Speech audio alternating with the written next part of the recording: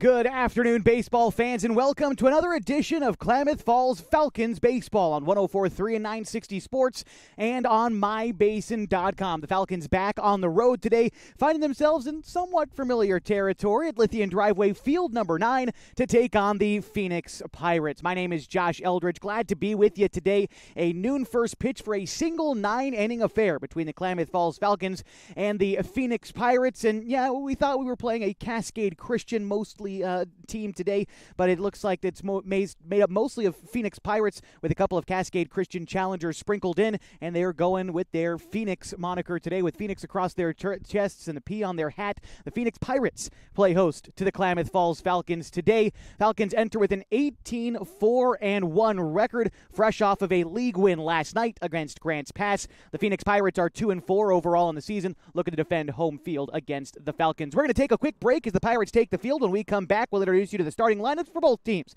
That's coming up next on 104.3 and 960 Sports and mybasin.com. Pacific Power works day in and day out to power our communities because we know our neighbors rely on us. We're trimming and clearing branches around poles and lines, protecting our system, and giving you real-time updates when storms roll in. You can count on us in all seasons. 24/7, we're here for you. Powering your greatness. The cars we drive play an important part of our everyday. Whether we're going to work, dropping off the kids at school, or maybe even on that first date. Vehicles we drive play an important role in all of that. And that's why at Klamath Falls Subaru, we are so passionate about getting you the long-lasting vehicle that you will love. When you come to our store, you'll find that every department is dedicated to caring for our customers, which is why I can proudly send anyone here knowing that they will be treated like family. Stop by and say hi. When you come to Klamath Falls Subaru, you're coming home. Sports was kind of what defined me as a person. I loved to play every sport I could possibly play. The Abbeys was really the family stomping ground for all of our community. Saturday afternoon soccer tournaments, we'd head over to Abbeys afterwards. And then when we got up into middle school, on our way home, we'd stop at Abbeys after basketball games. When I go home, I want to see two things when I drive through Winston. I want to see my Abbeys and I want to see my high school. And those are the two memories that stick out the most to me. As a parent of a high school athlete, I've given up trying to get pictures of my kid playing sports. It's nearly impossible to take pictures and enjoy the game. There is a solution, though. God's Gifts Photography attends high school sporting events in the Basin to take individual and team action photos at a great price. Search God's Gifts 2 on Facebook to learn more. They'll come and capture your athlete in action, creating those frameable lifelong memories so you can watch and just enjoy the moment. Call 541-281-2206 to get your athlete on their schedule. God's Gifts Photography.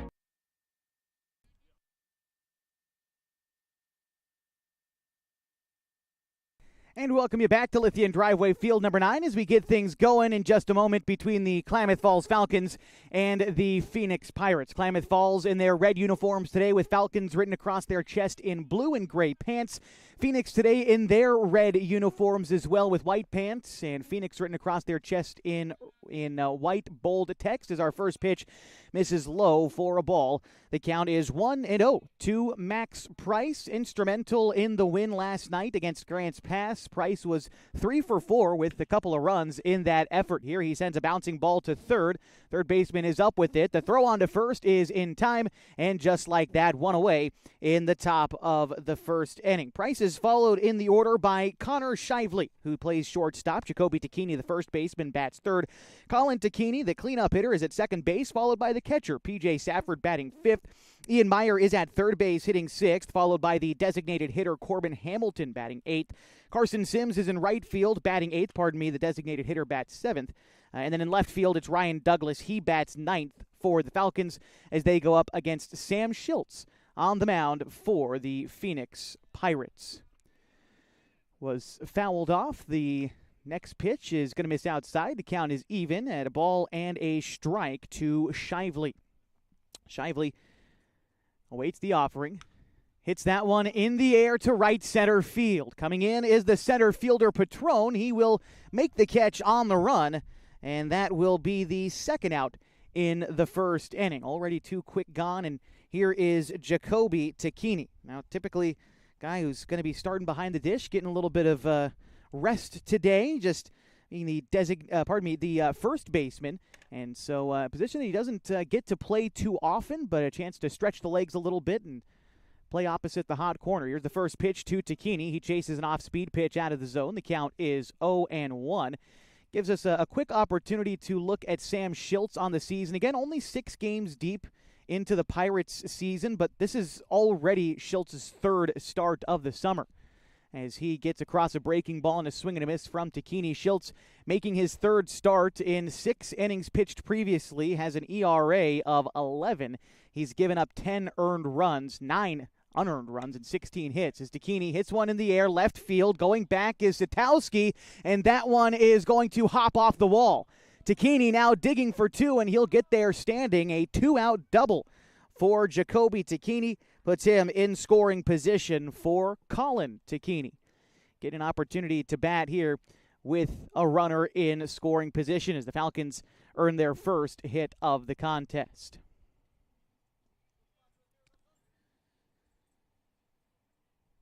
Take a look at last night for Colin here in just a moment after he gets ready for the pitch. It's going to miss in the turf.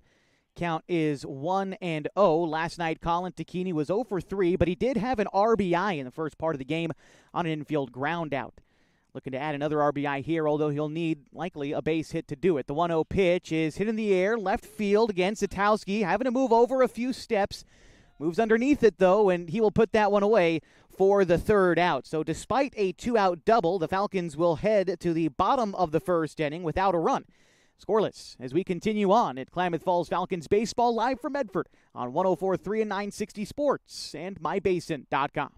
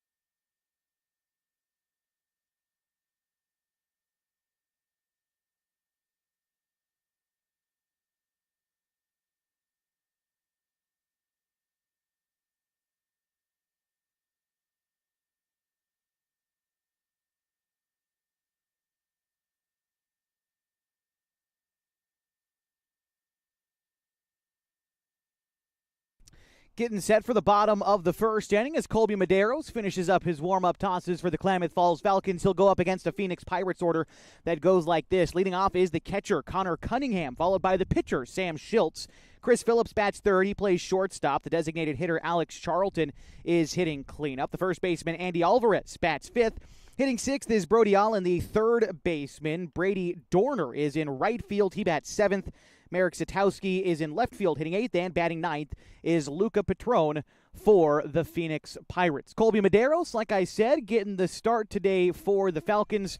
Medeiros is making his 2nd start of the season, his 6th overall appearance. He's pitched 12 1/3 innings, giving up 21 hits, 13 runs, 12 earned. He has walked 8, struck out 5, and in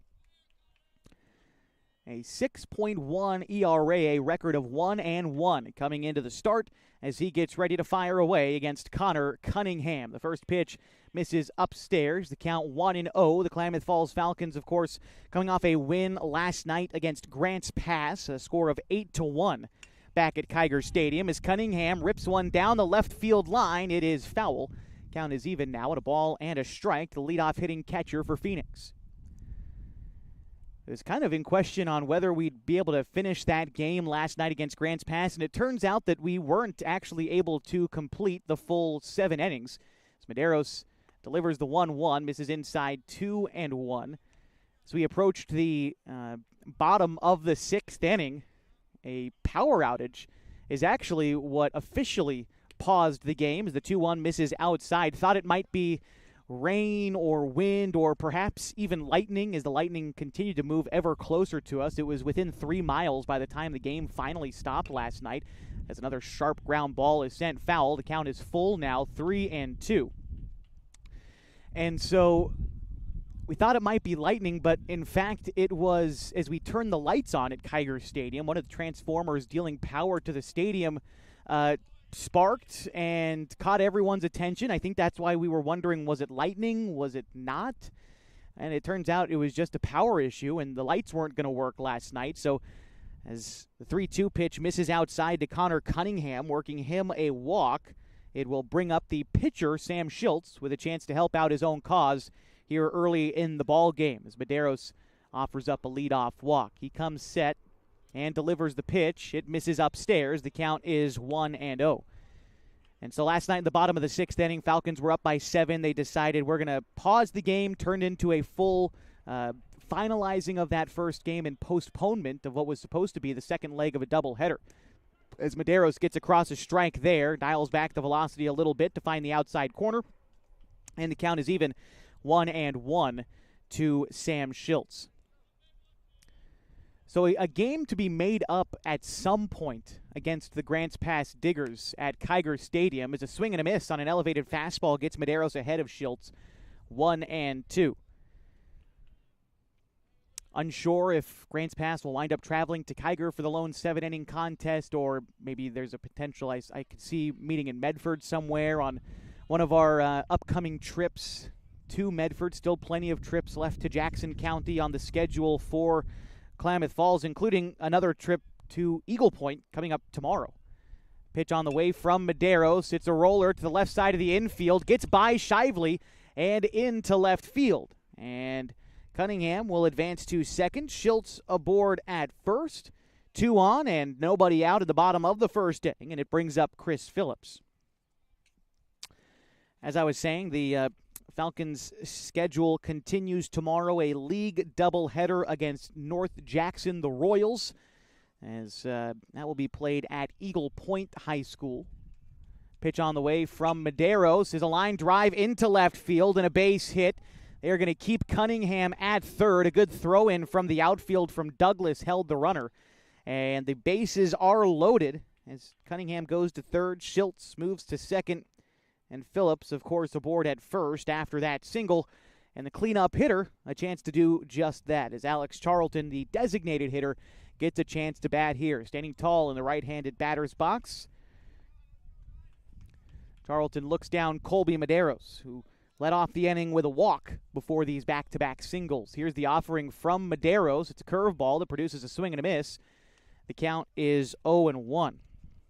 After this upcoming game against North Jackson tomorrow, that doubleheader, the Falcons have the 4th of July holiday off, as well as the 5th of July before they return home to play South Umpqua. The Lancers is actually the team we were supposed to open the season with on June 8th, but wound up postponing that game until July 6th, the next time the Falcons will be back at home at Kiger Stadium. Here's the 0-2 pitch from Medeiros.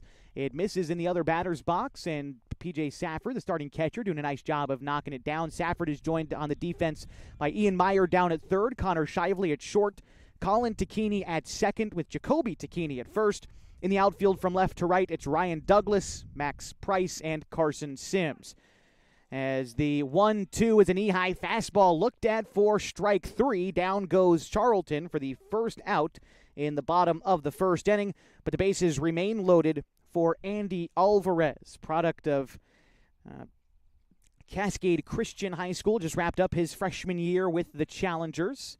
As he takes a first pitch upstairs, the count is 1-0 to Alvarez. He'll be followed in the order by the third baseman, Brody Allen.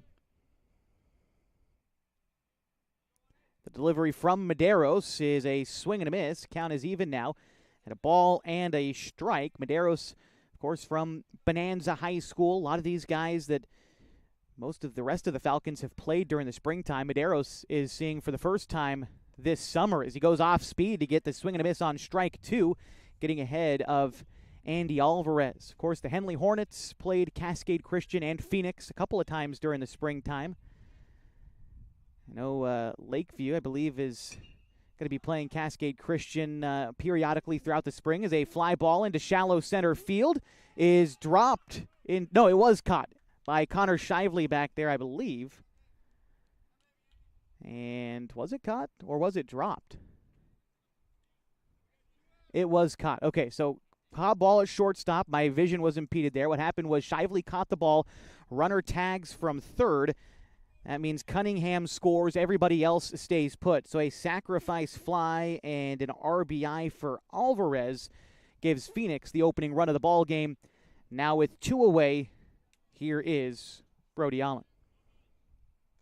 Pitch on the way from Medeiros. Gets across strike one on the fastball. Getting ahead of the third baseman. Brady Dorner is on deck for Phoenix. Runner at second is Sam Schultz. Aboard at first is Chris Phillips. Medeiros looks in, takes a look at the runner before delivering the pitch. It's a line drive by the third baseman Meyer into left field, and that's going to roll into the corner. They're waving in Schultz to score. They're giving Phillips the windmill as well. The throw in from Shively is not in time, as Phillips slides in safely under the tag, and a 2 RBI double makes it 3-0 Phoenix in the bottom of the first inning. Big-time piece of hitting there for the third baseman for Phoenix, bringing up Brady Dorner with 2 away. Again, Phoenix built out a 3-0 lead early. It's a single 9-inning game today. Pitch on the way from Medeiros, goes off speed to get ahead. The count 0-1. Nice job dropping in that curveball. Medeiros has worked on the breaking pitches so far this summer. I think when he first began to join the Falcons, it's a lot of left-to-right movement without too much up and down, but he's added that north and south break to the curveball as he produces a ground ball to short off the bat of Dorner. Shively moves on over to first with it, and that will be the out, but not before 3 runs come across for the Pirates, and they take a 3-0 lead to the top of the second next on 104.3 and 960 Sports and mybasin.com. Introducing Smith Bates Marcom Solutions, your trusted partner in marketing and communication. We specialize in crafting compelling campaigns, eye-catching graphics, and impactful branding materials. Smith Bates is like working with dependable friends. They always help us build our professional image. Through the innovative strategies that the team at Smith Bates suggested, we've been able to give the brand at Calor the boost that it desperately needed. Unlock your potential with Smith Bates Marcom Solutions. What rhymes with great? Participate. Where does greatness start? Here, in the classroom. On the stage. In the pool. On the field.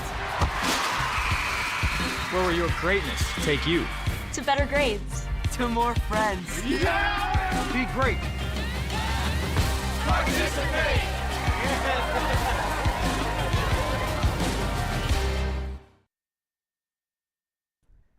Josh Eldridge back with you on 104.3 and 960 Sports and mybasin.com. The Phoenix Pirates lead the Klamath Falls Falcons 3-0 as we get set for the top of the second inning. It'll be P.J. Safford, Ian Meyer, and Corbin Hamilton due up for the Falcons in this inning. Sam Schultz working into the second inning of his start. Got a little bit of a boost from his offense in the bottom half of the first and hoping to continue to work against the middle part of this Falcons order. The first pitch to Safford is swung on and hit to left.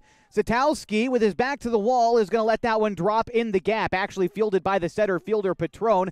Safford digging for 2 and in there standing with a lead-off double. That's the way to get a rally started as the Falcons look for a way back into the ballgame here in the top of the second inning. For Safford so far this season, how about his second double of the campaign? His 21st hit came in batting .286 and feeling good about that 2-bagger. Ian Meyer gets ready to step in now for the Falcons. Meyer batting from the right side, comes into this contest batting .325 on the summer, getting the start at third base today as he takes ball 1 in the dirt. The count is 1-0. Of course, Sam Schultz, along with his team, identifying as the Phoenix Pirates. Schultz, of course, a member of the Pirates come the springtime. Phoenix is a part of the Skyline Conference along with schools like Henley and Klamath Union and Mazama as well.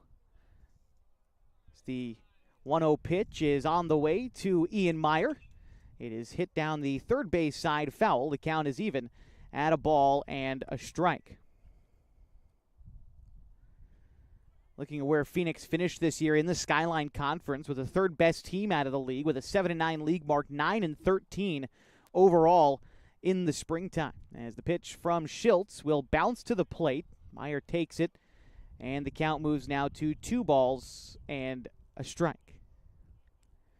Phoenix earned a play-in game against North Bend, a game in which they lost 2-1 to advance to the 16-team OSAA state playoffs. The 2-1 pitch misses below the knees to Meyer. The count is now 3-1 to Ian. He'll be followed in the order by Corbin Hamilton.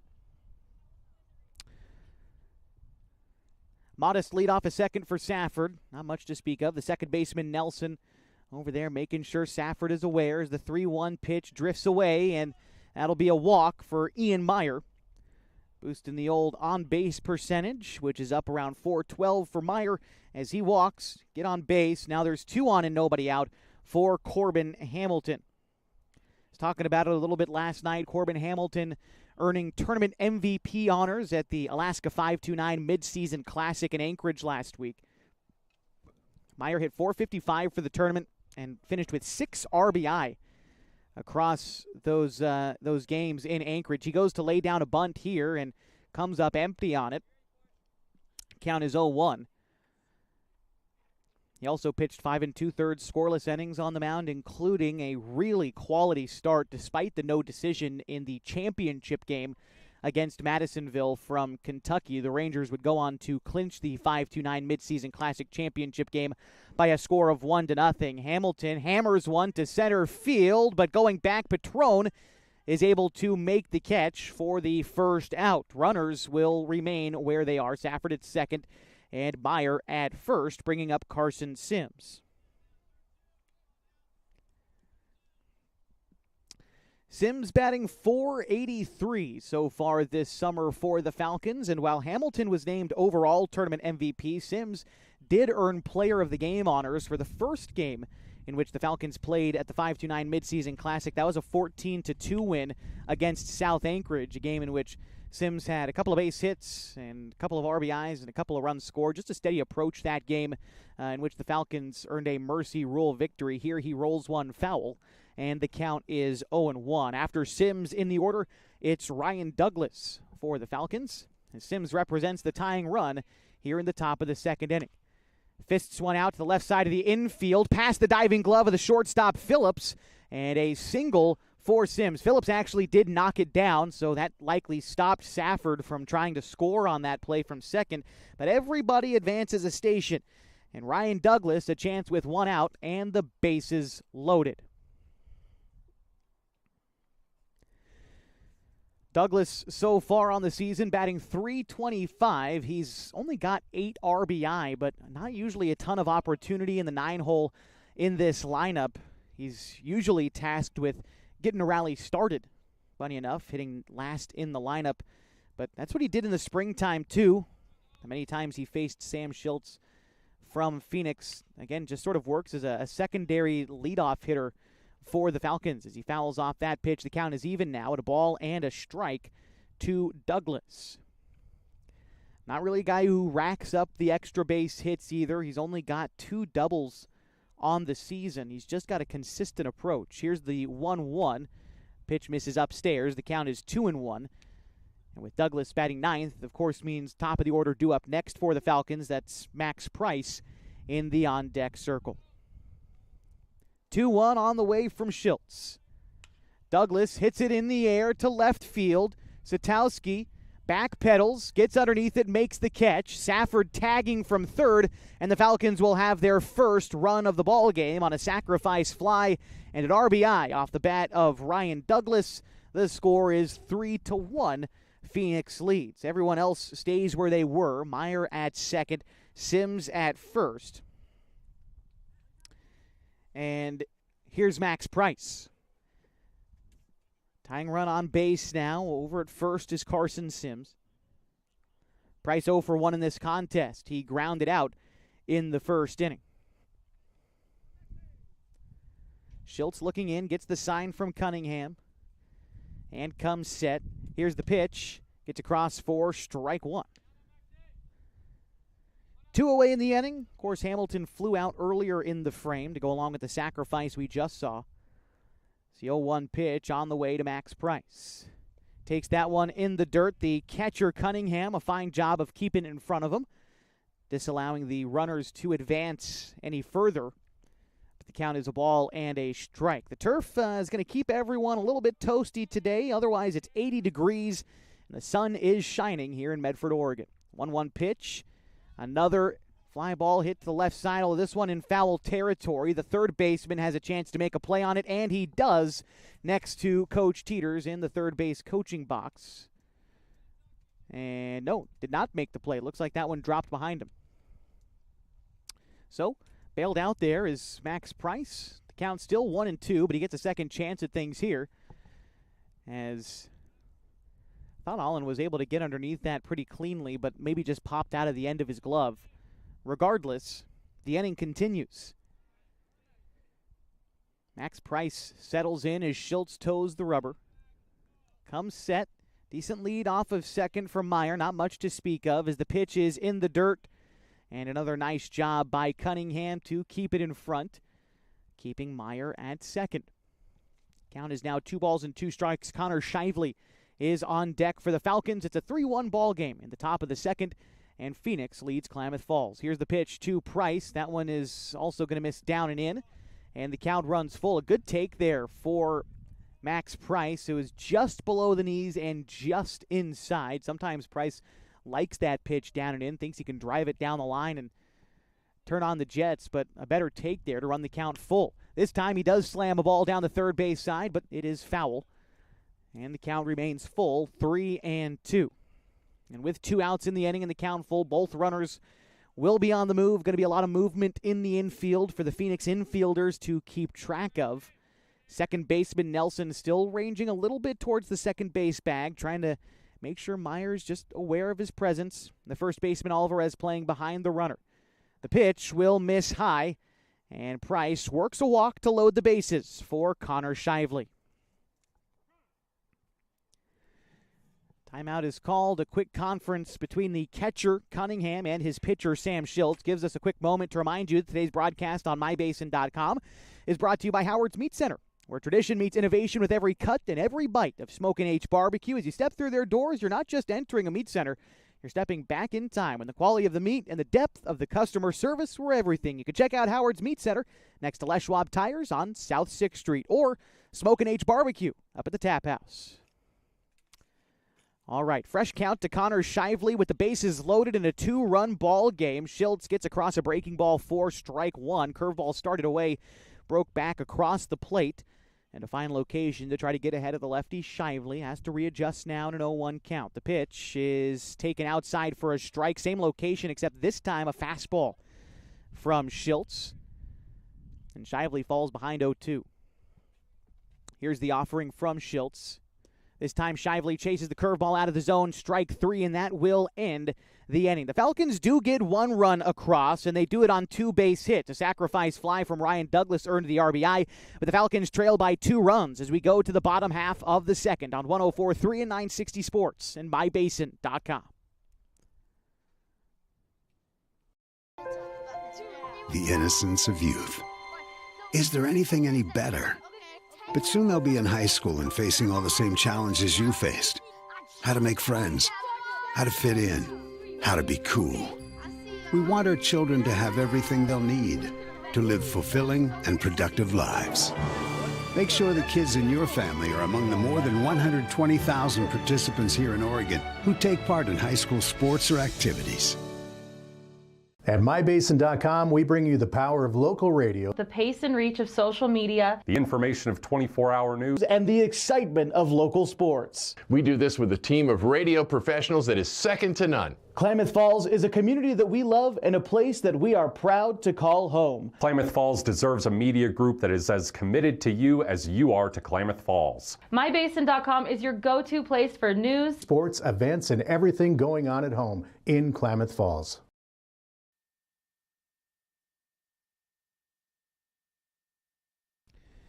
It's the bottom of the second inning, and the Klamath Falls Falcons trail the Phoenix Pirates 3-1. A single 9-inning game here at Lithium Driveway Field, number 9. All turf, all around. That's why I said it's a little bit warmer out there on the turf than it is here just behind home plate.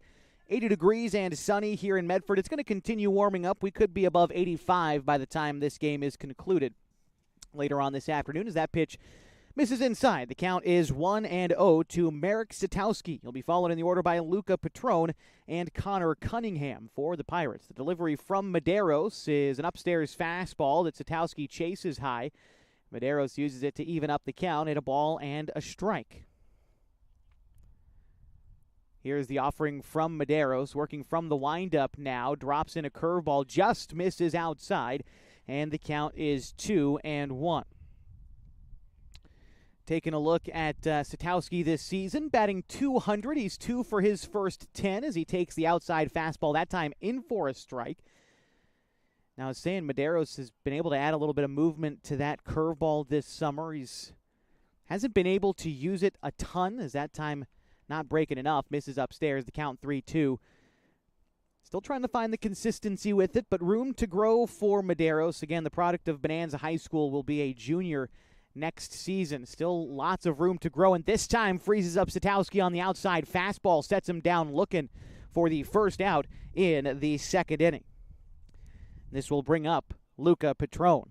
If that's some benefit that Medeiros may have the first time for sure, and maybe even the second time through the order, is these guys from Phoenix and Cascade Christian who've seen a lot of the arms from Henley High School and Colin Tacchini, who won't be pitching today, I'm almost certain of it, but just as an example, they haven't seen Medeiros, who's from the 2A, 1A smaller school of Bonanza, as he misses outside in the first offering to Luca Petrone. Medeiros looks in and delivers the pitch, misses high and in, count now 2-0. And just a good opportunity for Medeiros to get out and throw a little bit. Hasn't had a ton of opportunity in league play. Like I said, this is only his second start of the summer. Here's the 2-0. That one is popped up right in front of the mound. Medeiros looks like he's ready to play it, but he loses it in the sun. And that one gets down for a hit. Doesn't seem like anybody could really see that staring straight up at the sun, which, yeah, at 12:30 is going to be pretty much right up above you. And that will result in a one-out base runner and the hit for Petrone, bringing up Connor Cunningham. Cunningham without an at-bat yet today, although he walked and scored in the first inning. Aggressive leadoff of first for Petrone, and there he goes. A swing and a fly ball into left center field. Moving over is Douglas. He makes the catch. Throw to first to try to get Petrone scrambling back to the base, but he gets there safely. There's 2 gone now in the bottom of the second inning, and it brings up the pitcher, Sam Schiltz. Schiltz singled and scored in the first inning. Part of the 3-run opening frame that saw Phoenix jump out to this early advantage. Still clinging to that advantage, hoping to add some insurance. They do have that runner on first in Petrone. See if they remain aggressive now with 2 outs in the inning as they were with 1 out, as Petrone, like I said, was trying to steal before that flyout. As the first pitch to Schiltz, an outside fastball finds the zone, and the count is 0-1. Sam Schiltz this season for Phoenix, well, this summer batting .375. And here is a pickoff move to first. Now they got the man caught in the rundown. Shively has it. He throws to Medeiros, covering the first base bag. Medeiros runs back to second base. Then they throw to Jacoby Tacchini, who is there to cover second, and that is where the tag is applied to end the inning. So Sam Schiltz will get a second crack at things in the bottom of the third, but for now, we head to the top of the third in a 3-1 ball game, and the Falcons trail Phoenix on 104.3 and 960 Sports and MyBasin.com. we drive play an important part of our everyday. Whether we're going to work, dropping off the kids at school, or maybe even on that first date. Vehicles we drive play an important role in all of that. And that's why at Klamath Falls Subaru, we are so passionate about getting you the long-lasting vehicle that you will love. When you come to our store, you'll find that every department is dedicated to caring for our customers, which is why I can proudly send anyone here knowing that they will be treated like family. Stop by and say hi. When you come to Klamath Falls Subaru, you're coming home. Sports was kind of what defined me as a person. I loved to play every sport I could possibly play. The Abbeys was really the family stomping ground for all of our community. Saturday afternoon soccer tournaments, we'd head over to Abbeys afterwards. And then when we got up into middle school, on our way home, we'd stop at Abbeys after basketball games. When I go home, I want to see two things when I drive through Winston. I want to see my Abbeys and I want to see my high school. And those are the two memories that stick out the most to me.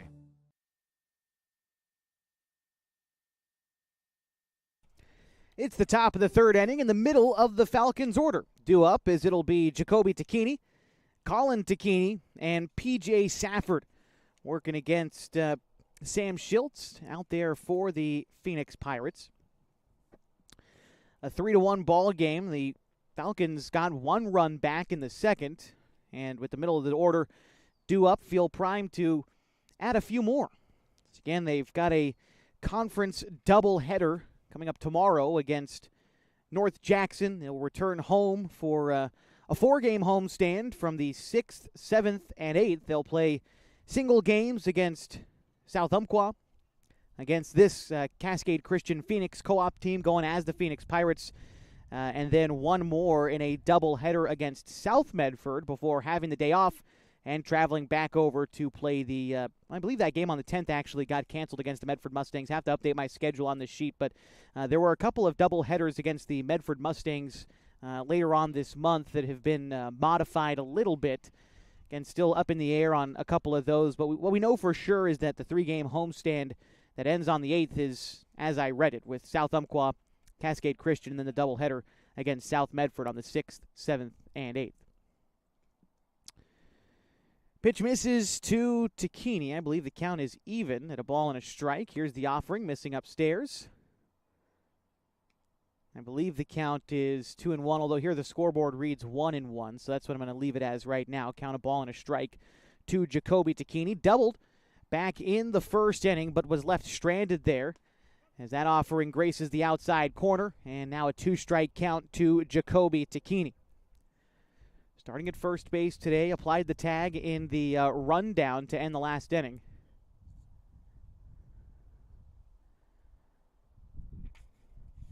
Okay, here we go. The 1-2. It's a curveball that froze up Takini on the outside. Pardon me, now the count is 1-2. And so Jacoby awaits the pitch from Schiltz. Another curveball. This one hit to deep center field. But Patron moves over in the right center field gap to put it away for the out. One gone in the third. And this will bring up Colin Takini, who's 0 for 1 today. Colin flew out to left field back in the first inning.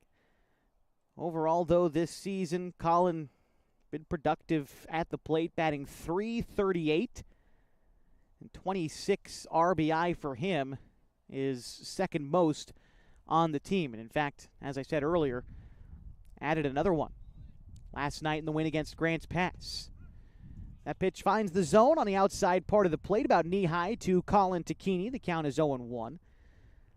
Falcons have maintained a solid record away from Kiger Stadium this summer, a 7-1 mark away from Kiger Stadium on games that are specifically marked away games. Neutral sites, which includes the trip to Alaska, they are 5-2-1, but in games where they are visitors, 7-1. Their lone loss came in the very first game of the season on this very field, as the 2-1 is swung on and missed by Takini. The count is 2-2. Now, it was back on June 11th, last time the Falcons were here at field number 9, when they took on the Medford Mustangs. As that pitch dropped in there for strike 3, a curveball got Takini looking for the second out in the inning, and it will bring up P.J. Safford. Safford 1 for, we're going to have Chase Barrett bat in place of P.J. Safford here. Barrett, opportunity for him. He got the start last night in Grants Pass against Grants Pass in left field. And here's the pitch. It drifts away for Barrett. The count is 1-0, and it looks like Carson Pimley set to bat after Safford in the spot of Ian Meyer. We'll see what that means for defensive changes after this half inning for the Falcons as Barrett chops one foul. The count is a ball and a strike. Chase Barrett this summer is hitting .357 for the Falcons. He is 5 for his first 14. Pitch is another hard ground ball down the third base side, and will go foul. Count is 1-2.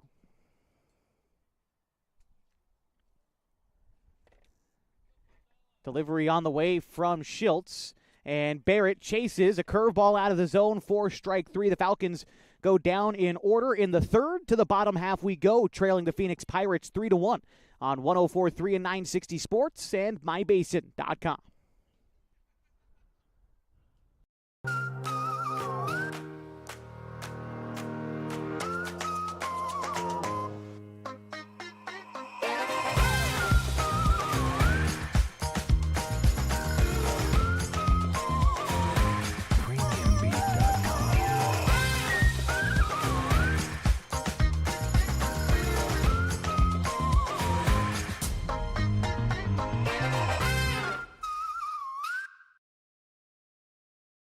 Pacific Power works day in and day out to power our communities because we know our neighbors rely on us. We're trimming and clearing branches around poles and lines, protecting our system, and giving you real-time updates when storms roll in. You can count on us in all seasons. 24/7, we're here for you. Powering your greatness.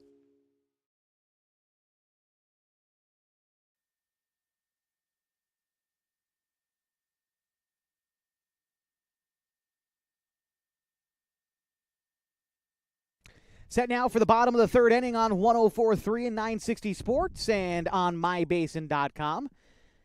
It is a 3-1 ball game, and the Phoenix Pirates lead the Klamath Falls Falcons. It'll be Sam Schiltz, Chris Phillips, and Alex Charlton due up this half for the Pirates. Medeiros continuing to work out there in the third inning of his start. First pitch swinging for Schiltz, and he fouls one off behind first base.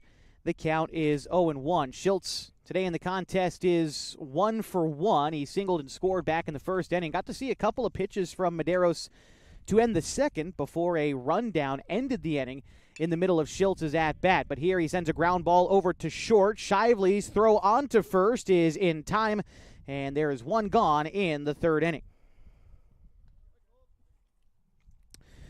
This will bring up Chris Phillips for Phoenix. Phillips also 1 for 1 with a run scored in the contest. Had a single back in that first inning. Little bat here with nobody on and one away for Phoenix. Here's the delivery from Medeiros. Goes curveball, sends another ground ball to the left side of the infield. Shively backhands it, throws across the diamond against his body, but beaten out the infield single is Chris Phillips. Despite the solid effort from Shively, a runner reaches and will bring up Alex Charlton. Shively tried to do his best Derek Jeter impression over there, ranging deep in the gap behind the shortstop position. But Phillips, the speedy shortstop, beats out the throw and has that one-out single.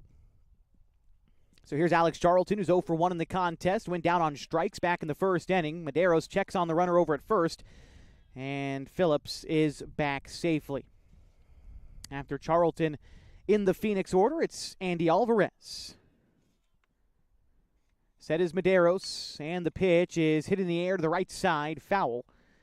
Count is no balls and a strike.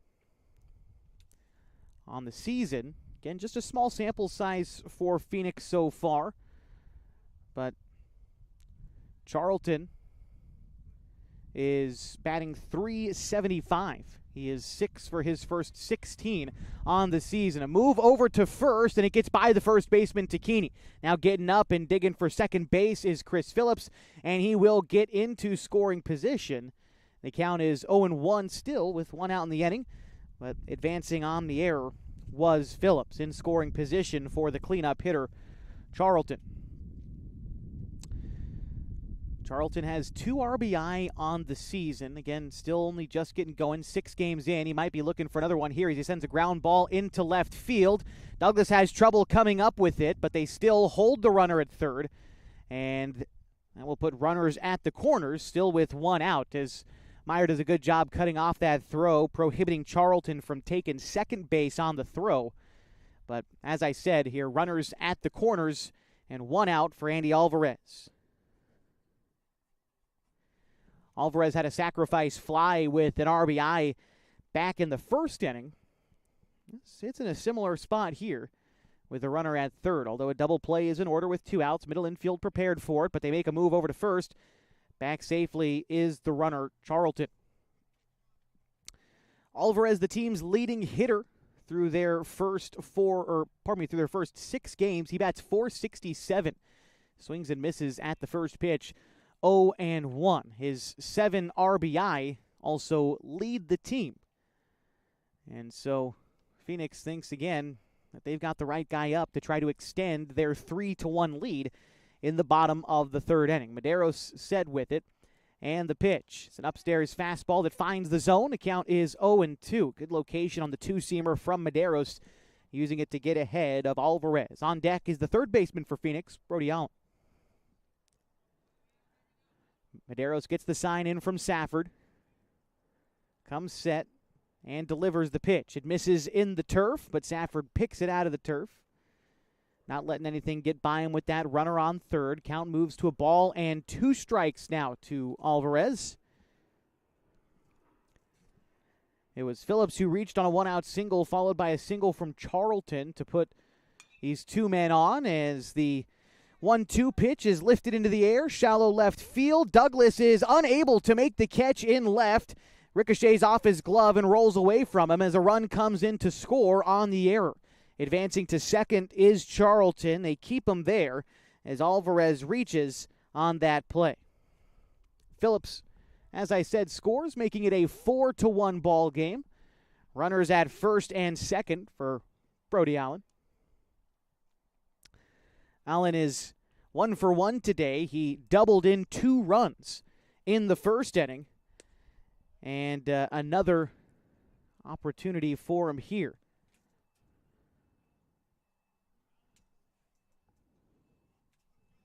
So give Alvarez the RBI on that last play. Mark it as sacrifice plus the error, allowing Alvarez to reach first and keeping Charlton at second. Here's the pitch. It's hit the opposite way into right field, but foul. Count is now even at a ball and a strike to Brody Allen. Brady Dorner is on deck for the Pirates. Shively keeping the runner honest at second as Medeiros delivers home, and that one is hit sharply into left field, but just foul. Count is now a ball and 2 strikes to Brody Allen. All right, there we go. 1-2. Got the confirmation on the count. Allen this season is batting .417. Pitch in the turf. Got away from Safford for a moment and allows both runners to advance. Lost it in around his shoes, allowing Charlton to advance to third and Alvarez to advance to second. Count 2 balls and 2 strikes. Still with just 1 away. Now 2 men in scoring position for Allen. And the delivery from Medeiros is a weak grounder to third, foul. Count will remain 1-2. Medeiros trying to go with the off-speed stuff to get in front of Allen or make him swing a bit early. It nearly worked, but again, that pitch just wound up foul. Medeiros set again with a 2-strike offering. Goes inside fastball, and it's hit on the ground to third. Up with it is Meyer. He takes the easy route to first, but scoring is Charlton, and then advancing to third is Andy Alvarez. And so the score now 5-1 Phoenix, 2 away, and they'll have a runner at third for Brady Dorner. give Allen his third RBI of the contest on that ground out, going along with his 2 RBI double from the first inning. And now Brady Dorner, an opportunity here. Dorner is 0 for 1 in the contest. He grounded out to shortstop back in the first inning. Medeiros looks in, awaiting the sign from Safford. Now comes set for the first pitch to the right-hander. Drops in an off-speed pitch that finds the outside corner. Nice job by Medeiros to get ahead of the right fielder for Phoenix. The count is 0-1. Medeiros fires away again on the 0-1. That fastball caught a little bit more of the plate, but was still hit off foul. And the count is 0-2. Marek Sitowski is on deck for Phoenix. Medeiros back on the rubber, ready to deliver from the stretch. Takes a look at the runner at third. Decent lead off at third for Alvarez. As a curveball is swung on and missed, and a dropped third strike, but tag applied, it will end the inning. Not before Phoenix scores 2 runs in the inning on a couple of base hits, and they leave a runner stranded. They lead 5-1 as we go to the top of the 4th inning on 104.3 and 960 Sports and MyBasin.com. Threads. There are many threads that run through our region. There are churches and schools and Little League teams that bring us together and bind us into communities. There are roads and cars. There are houses and jobs and businesses, all woven together to make the fabric of our communities. There are financial threads that are part of that tapestry as well. For over 80 years, it's been our pleasure to be headquartered here, providing financial services to generations of our friends and neighbors. From that first savings account to retirement planning and all of the cars and houses and groceries in between, we keep your money local, investing it back into our communities, adding more threads to the fabric to make our communities stronger. Pacific Crest Federal Credit Union. Find your path.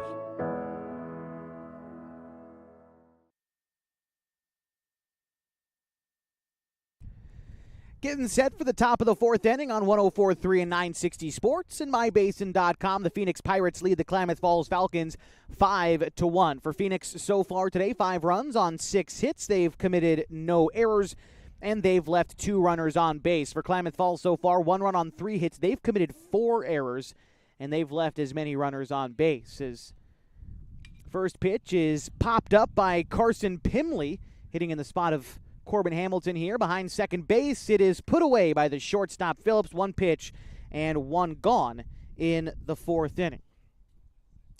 In steps now Corbin Hamilton. Did I get ahead of myself in the order here? I thought maybe I did. Yeah, Pimley hitting in the place of Meyer, and now we'll see Hamilton. No, apologies, I did get ahead of myself. So here is Corbin Hamilton. The first pitch misses low, 1-0. There's 1 away in the 4th inning. Hamilton flew out his last time up. That was back in the 2nd frame. And the delivery on the way from Sam Schiltz is a swing and a miss from Hamilton on the outside fastball. Count is even now at 1.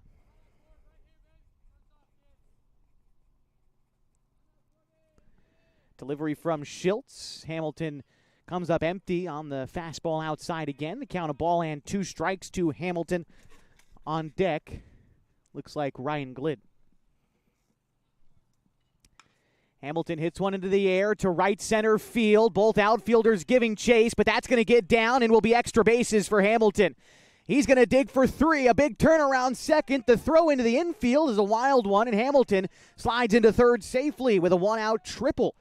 And maybe breathing some new life into these Falcons here in the top of the 4th inning, something that they are desperately needing right about now. As here is Ryan Glidden to bat here, the 8 hole for the Falcons in place of what was Carson Sims here. See if Glidden sticks around on defense later on in the game as he takes the first pitch outside and away. The count is 1-0.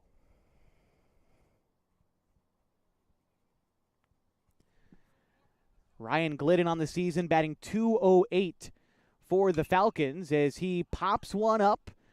Shallow center field. The shortstop calling for it. Dan Phillips makes the catch for the 2nd out.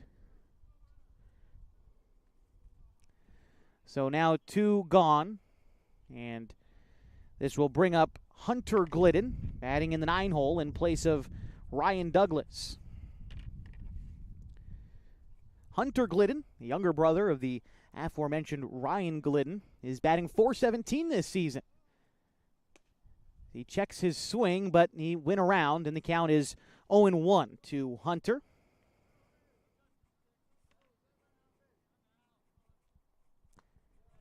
Next pitch to Glidden misses low, and the count is even now at a ball and a strike. Hunter has gotten most of his work this season on the mound, in which he has been more than impressive, in my opinion, this year. He's made 5 appearances. He's pitched 19 2/3 innings and has an ERA of 1.07 and a 2-0 win-loss record. Like I said, he's done very well for himself on the mound through the first half of the summer. Now, the Falcons 24 games into their schedule as he fights off the 1-1 pitch. It goes foul. The count is 2-2 now to Hunter Glidden. Lineup turns over next with Max Price waiting on deck. Runner aboard at third is Corbin Hamilton after the 1-out triple. Falcons trying to find a way to get him across, but they'll have to wait as Glidden chases strike 3 in the turf. The throw down to first on the dropped third strike is in time, so despite the 1-out triple, the Falcons come out of the 4th inning without a run. They trail 5-1 as we go to the bottom of the 4th next on 104.3 and 960 Sports and MyBasin.com.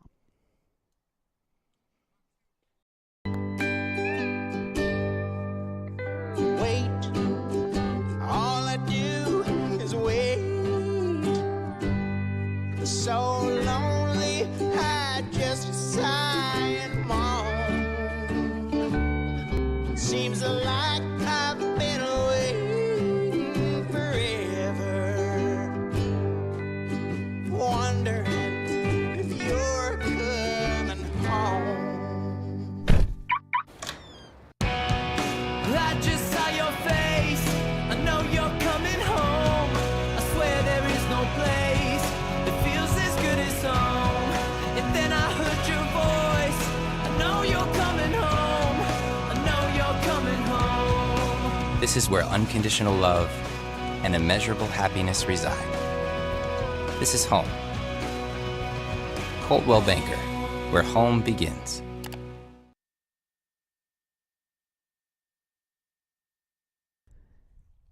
It's the bottom of the 4th inning, and the Klamath Falls Falcons trail the Phoenix Pirates 5-1.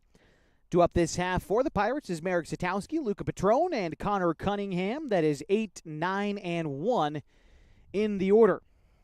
And looking around, it looks like some of these changes in the batting order stuck around the defensive side for the Falcons. Want to reset the full defense for you here in just a minute. After the first pitch to Marek Satowski is a swing and a miss, and the count is 0-1. Satowski is 0 for 1 in the contest. He struck out in the 2nd inning. Medeiros able to work from the windup. Here's the 0-1 pitch, and a fastball misses upstairs. The count is even at a ball and a strike.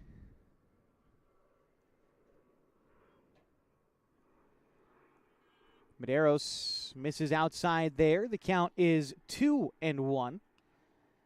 So we'll just go ahead and reset the full defense for the Falcons for you. Behind the dish, P.J. Safford, Ian Meyer at third, Connor Shively at short, Colin Tacchini at second, with Jacoby Tacchini at first. In the outfield from left to right, it's Hunter Glidden, Max Price, and Ryan Glidden. Pitch on the way from Medeiros. The fastball finds the outside corner on the 3-1 pitch. And a nice job by Medeiros staying out of the middle of the zone, but still able to find the zone behind 3-1. Here's the offering to Satowski. It is hit foul.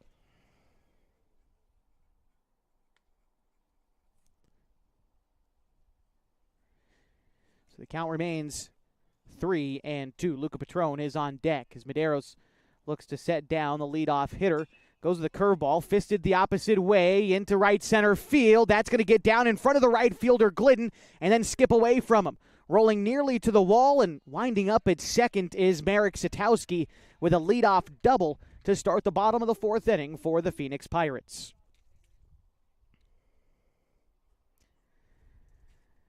Luca Patron batting now for Phoenix. He is 1 for 1 today in the 9-hole for the Pirates. He singled and was caught in a rundown back in the second inning.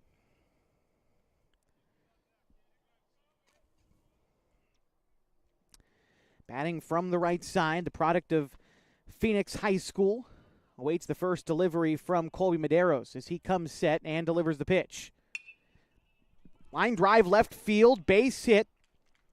Hunter Glidden has a little bit of trouble coming up with it, but they keep the runner there at third. And so it puts runners at the corners for the top of the Phoenix order with Connor Cunningham. P.J. Safford, the catcher, dishing out signs to his infield, telling him what to do in the situation. If a runner is on the move, Patron certainly got some speed as the starting center fielder for Phoenix. Again, he's now aboard at first. And first pitch to Connor Cunningham is called a strike. The count is 0-1. Cunningham this season for Phoenix is, well, still really just getting started. He's 0 for his first 4 on the summer as he takes a pitch low. He's 0 for his first 5. Count is 2-1. Worth checking in on the pitch count here for Colby as he is about to fire away pitch number 63, and it's going to come inside and hit Cunningham to load the bases. And nobody out.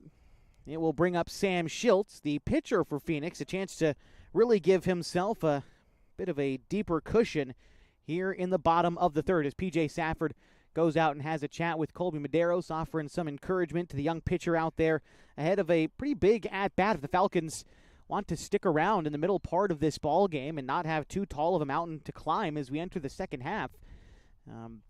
Trying to leave these runners out there is going to be vitally important for Medeiros and would likely be a confidence booster moving forward for either side as Sam Schiltz sends the first pitch into right field.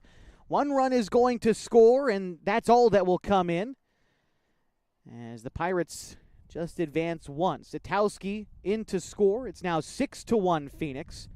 Patron moves to third. Cunningham moves to second. And Schiltz, with his second hit of the day, earns his first RBI. And it will bring up Chris Phillips as Schiltz will have a courtesy runner come on out for him. I think that would be number 15 for Phoenix, which is this is Theo Hogden over there at first. Here's the pitch from Medeiros. Another ball sharply hit on the ground into left field. 1 run is going to score, and again, that will be all as the Pirates content to keep them loaded. The score now 7-1 Pirates lead as an RBI single from Chris Phillips makes him 3 for 3 on the contest. Patron scores. Cunningham to third. It's now Hogden to second. And Charlton at the plate. Bases remain loaded in what is now a 6-run ball game.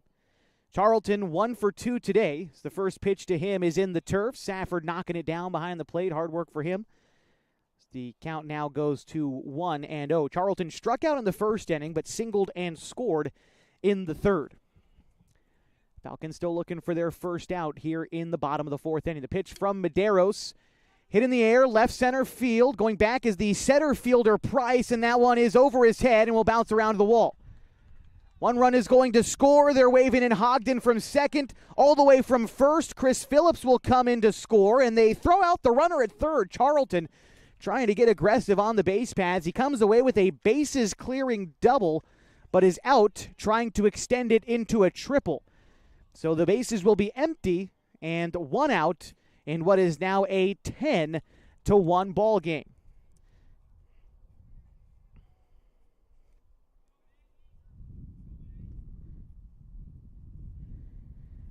Three RBI for him on that play, and the first pitch to Alvarez is a slow roller to third. Charging in is Meyer. Strong throw to first will not beat the runner Alvarez as he hustles down the line and comes away with a 1-out base hit, making it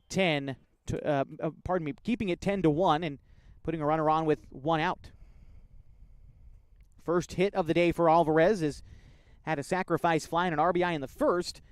Had a sacrifice fly with an RBI, but reaching on an error in the third, and this time picking up his first single as the first pitch to Brody Allen is going to miss upstairs. The count is 1-0. Allen is 1 for 2 today with 3 RBI. He had a 2 RBI double in the first, and he had a ground out in the third in which a run scored, and so credit him with the RBI there. And he takes a pitch low below the knees. The count is 2-0. After Allen in the order, it's Brady Dorner as Medeiros misses outside with that pitch. The count is 3-0.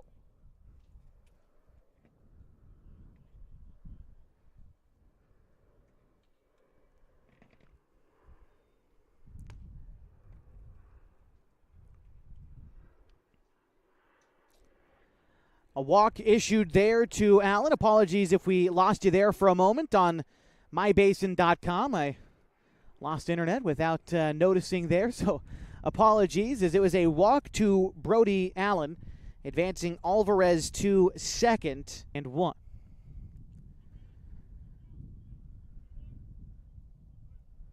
After Dorner, it's where we started with Marek Satowski.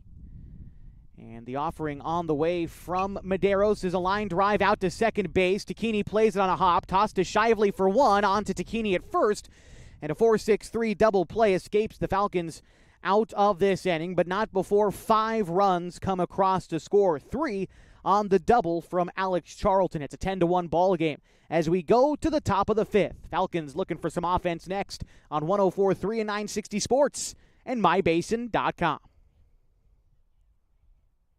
Time to reclaim your health and your autonomy. At Heartfelt OBGYN, they focus on you. Their evidence-based approach to care means fewer office visits and a targeted treatment plan to directly address your specific needs. They believe in solutions for their patients, not the industry's profit margin. The providers at Heartfelt OBGYN are committed to serving the community and giving back to the basin. Find them at heartfeltobgyn.com. Heartfelt, because you deserve to be in control of your body and your informed choices. At Eisler Group, they are confident that their tax and accounting professionals are experienced and trained like no one else. From individual, corporate, partnership, estate, trust, Eisler Group stands ready to help you with all of your financial, tax, and accounting needs. They have been in Klamath Falls for nearly 60 years, raising their families here and being part of the community. The Eisler Group can be found at eislerkf.com. That's ISLERKF.com. eislerkf.com.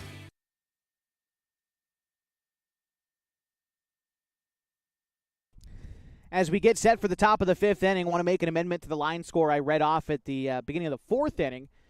As we'll take a new look now. You have it on your screen as Max Price bounces a first pitch he sees over to third, and the throw is made by the third baseman Allen. It's in time for the out. So 1 away in the 5th. We'll read it out for those of you who are listening on the radio. For the Phoenix Pirates, 10 runs on 12 hits. They've committed no errors, and they have left 4 runners on base. For the Klamath Falls Falcons, they have 1 run on what has been 4 hits for them, and now 5 as Shively sends a line drive into center field and a diving attempt by Patron, but he comes up empty. Ball rolls behind him for a second, and a 1-out double for Shively. Could be something the Falcons need here to try to get going here in the 5th inning. Now 5 hits for them. They've committed 2 errors, and that's where my mistake was in the last inning. Read that they had committed 4 errors, when in reality it is 2 errors. So apologies there for maybe exaggerating a bit. My mistake. It's 1 run, 5 hits, 2 errors for the Falcons, 10 runs, 12 hits, 1 error for the Pirates. Here's the delivery to Jacoby Takini. Curveball misses outside. The count is 1-0. Jacoby is 1 for 2 today. He doubled back in the first inning and also flew out in the third. His first at-bat with a runner in scoring position today as that pitch misses upstairs. The count now 2-0 to Jacoby Takini. Jacoby batting .243, 11 RBI, 20 RBI for him on the summer. Puts him at 3rd most on the team. Not a ton of hits for Takini. He's seen the average dip a little bit here in the summer from the prep season as he hits a fly ball to shallow left field. Coming in as the left fielder to make the catch and put away Takini, bringing up Colin Takini. I just want to finish my thought on Jacoby, not to sound negative. What I was going to say is, though he's seen his average dip a little bit from the spring to the summer, he has continued to come up, for the most part, in spots where his team needs him, collecting, as I said, those 20 RBIs on 17 hits this year. Not a bad ratio in that case, even though he wasn't able to knock in a run with Shively in scoring position in that last opportunity. And here's Colin Takini, who's 0 for 2 today. He takes ball 1 below the knees. Here's the offering from Schiltz. That one is looped in there for a strike. A breaking pitch finds the outside corner to Colin Takini, and P.J. Safford is on deck. Hoping for an opportunity with a couple of runners on. I would hope so for P.J. Here's the pitch from Colin as another ground ball to short. Phillips up with it. Clean throw on to first. Safford will lead off the next inning instead of batting here in the fifth as the Falcons go down after a double from Shively, unable to get the run across as we go to the bottom of the fifth. In a 10-1 ball game, the Falcons trail the Pirates. Back after this on 104.3 and 960 Sports and mybasin.com. Introducing Smith Bates Marcom Solutions, your trusted partner in marketing and communication. We specialize in crafting compelling campaigns, eye-catching graphics, and impactful branding materials. Smith Bates is like working with dependable friends. They always help us build our professional image. Through the innovative strategies that the team at Smith Bates suggested, we've been able to give the brand at Calor the boost that it desperately needed. Unlock your potential with Smith Bates Marcom Solutions. What rhymes with great? Participate. Where does greatness start? Here, in the classroom. On the stage. In the pool. On the field. Where will your greatness take you? To better grades. To more friends. Yeah! Be great. Participate!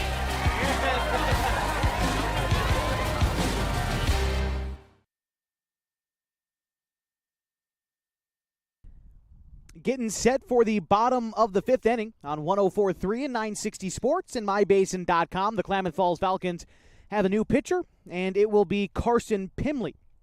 We'll take a look at the numbers on Pimley in just a moment as he comes in relief of Colby Medeiros, who would be on the hook for the loss if this lead, or this deficit, I should say, holds against the Falcons. Medeiros pitched 4 innings, giving up 12 hits, 10 runs, although just 8 of them earned. He walked 2 and struck out 3. The real troublesome inning was that 4th inning in which Phoenix plated 5 runs. And as we get ready for the bottom half of the 5th, it's going to be a big task for Carson Pimley to try and keep things right where they are. Any more runs, and with the amount of time you have left, it's going to take a big inning or 2 for the Falcons to find themselves back in this game, although they've done that plenty of times. They rely on Carson Pimley to get him to the top half of the 6th. Pimley making his 4th appearance of the summer. He's got 1 start. He's pitched 5 innings so far this summer, giving up 21 hits, 17 earned runs, no strikeouts. He's walked 4 for an ERA of 23.8. His first task will be Marek Satowski, who led off the 4th inning in that big 5-run 4th inning, which I'd mentioned, with a double, and of course came around to score. He swings and misses at the first pitch from Pimley, jams him up high and in, and the count is 0-1. Delivery on the way from Pimley, and that one is hit in the air. Playable for Safford down the first base line. Safford battling the sun, able to make the catch. A quality play for the first out in the bottom of the 5th. I think any fly ball at this stage of the day here in Medford is a quality play, having to battle that sun. And Safford, without any sunglasses, having to do it too, as he puts away the first out, as I said, here in the 5th inning. Luca Petrone getting ready to step in now for the Phoenix Pirates. Petrone is 2 for 2 today, a couple of singles and a run scored for him. First pitch in from Pimley misses outside. The count is 1-0. Today's ball game, a 9-inning affair. The Falcons on the verge of falling behind via mercy rule, although they would have more time to fight their way back into the game in this scenario. Like I said, not trying to count anything before it hatches or anything of that nature, just trying to share the facts. The Falcons 1 run away from falling behind in a mercy rule, but it doesn't end after 5 innings in a 9-inning game. It ends after 7 innings in a 9-inning game. 10 after 7 would be the mercy rule here. So that being said, again, the Falcons have time to fight their way back into this game instead of being on the verge of ending this game early. As a sharp ground ball hit out to Shively. A nice play by Shively out at first, charging in and making the throw onto Takini in time for the second out in the 5th inning. And Shively, after the first couple of weeks of the season, having maybe some trouble finding consistency out at the shortstop position, has really been solid the last about 7 games for the Falcons, dating back to the couple of games before Alaska. Shively has been as sure-handed as it gets out there at short as of late. It's the first pitch that Pimley loops into Cunningham is called a strike, and the count is 0-1. Cunningham has reached base and scored twice today, although both on walks in the 1st and 4th innings. As that pitch misses below the zone, and the count is even now at a ball and a strike. Sandwiched in there between those 2 walks was a fly out to left field for Cunningham. Member of the Phoenix Pirates in the springtime. I was driving into Medford today as the 1-1 pitch misses upstairs, 2-1. And right as I got off the freeway here in South Medford off exit 30, there's a giant fireworks stand that's being run by Phoenix High School. I believe the student body, it might have been student government, but they're selling some fireworks here in Medford, trying to raise some money for themselves. There's a big fireworks sale going on in Klamath Falls tonight, too, out on Washburn Way. You could think about checking that out as well. Here's the pitch from Pimley. The 3-1 misses upstairs, and a 5-pitch walk delivered to Connor Cunningham. That's the 3rd time that he's walked today. And we're going to have potentially a courtesy runner come on out for him. And he will. Okay, so we got a courtesy runner coming in for Cunningham over there at first. It is Weston Nelson, the second baseman. He's being designated hit for in the contest, but he is now in as the courtesy runner over there at first. Here's Sam Schiltz. First pitch to Schiltz is a line drive, which is caught by Takini at second. Making that catch on the run. A nice job by Takini, stealing away a base hit from Schiltz to keep this thing right where it is. A 10-1 ball game going to the top of the 6th next on 104.3 and 960 Sports and MyBasin.com. The innocence of youth. Is there anything any better? But soon they'll be in high school and facing all the same challenges you faced. How to make friends, how to fit in, how to be cool. We want our children to have everything they'll need to live fulfilling and productive lives. Make sure the kids in your family are among the more than 120,000 participants here in Oregon who take part in high school sports or activities. At MyBasin.com, we bring you the power of local radio, the pace and reach of social media, the information of 24-hour news, and the excitement of local sports. We do this with a team of radio professionals that is second to none. Klamath Falls is a community that we love and a place that we are proud to call home. Klamath Falls deserves a media group that is as committed to you as you are to Klamath Falls. MyBasin.com is your go-to place for news, sports, events, and everything going on at home in Klamath Falls.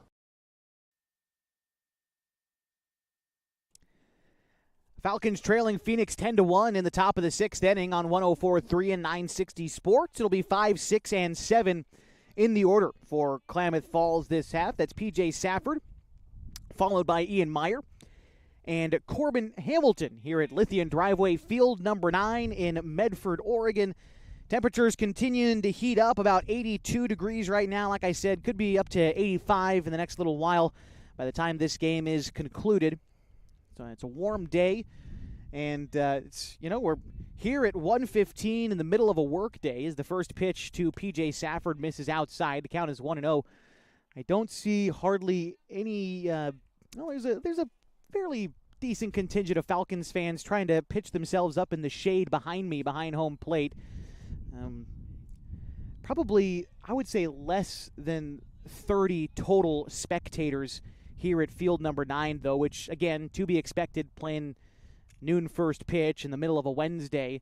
Don't expect many Falcons fans specifically to make the trip over the hill, so I appreciate you tuning in to mybasin.com and joining me this afternoon as Safford bounces one over to third. Up with it is Allen. Short hops the first baseman Alvarez, but he picks it out of the turf to retire Safford to begin the 6th inning. Hope we get a few more Falcons fans making the trip here to Jackson County tomorrow against North Jackson, the Royals. Again, a league doubleheader tomorrow evening.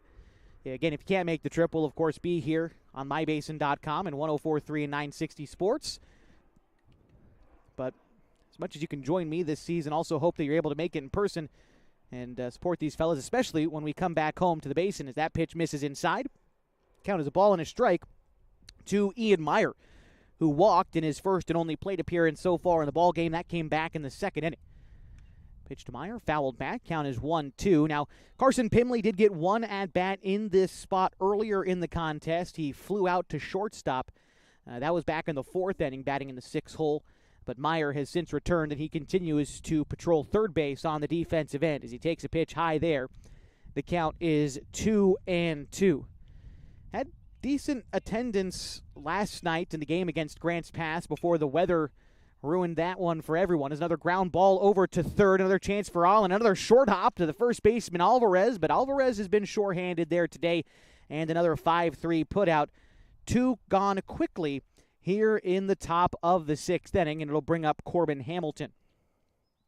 Last night, the Lightning and the power outage at Kiger Stadium forced the what was scheduled to be a doubleheader against Grants Pass be split up. The second leg of that doubleheader to be played at a later date. Still unknown as far as today. And be sure to keep your eyes on mybasin.com/Falcons to keep updated on what the schedule is going to look like moving forward. As Hamilton sends a line drive into left field over the head of the third baseman Allen, and a 2-out base hit for Corbin Hamilton makes him 2 for 3 today to go along with that triple he had back in the 4th inning.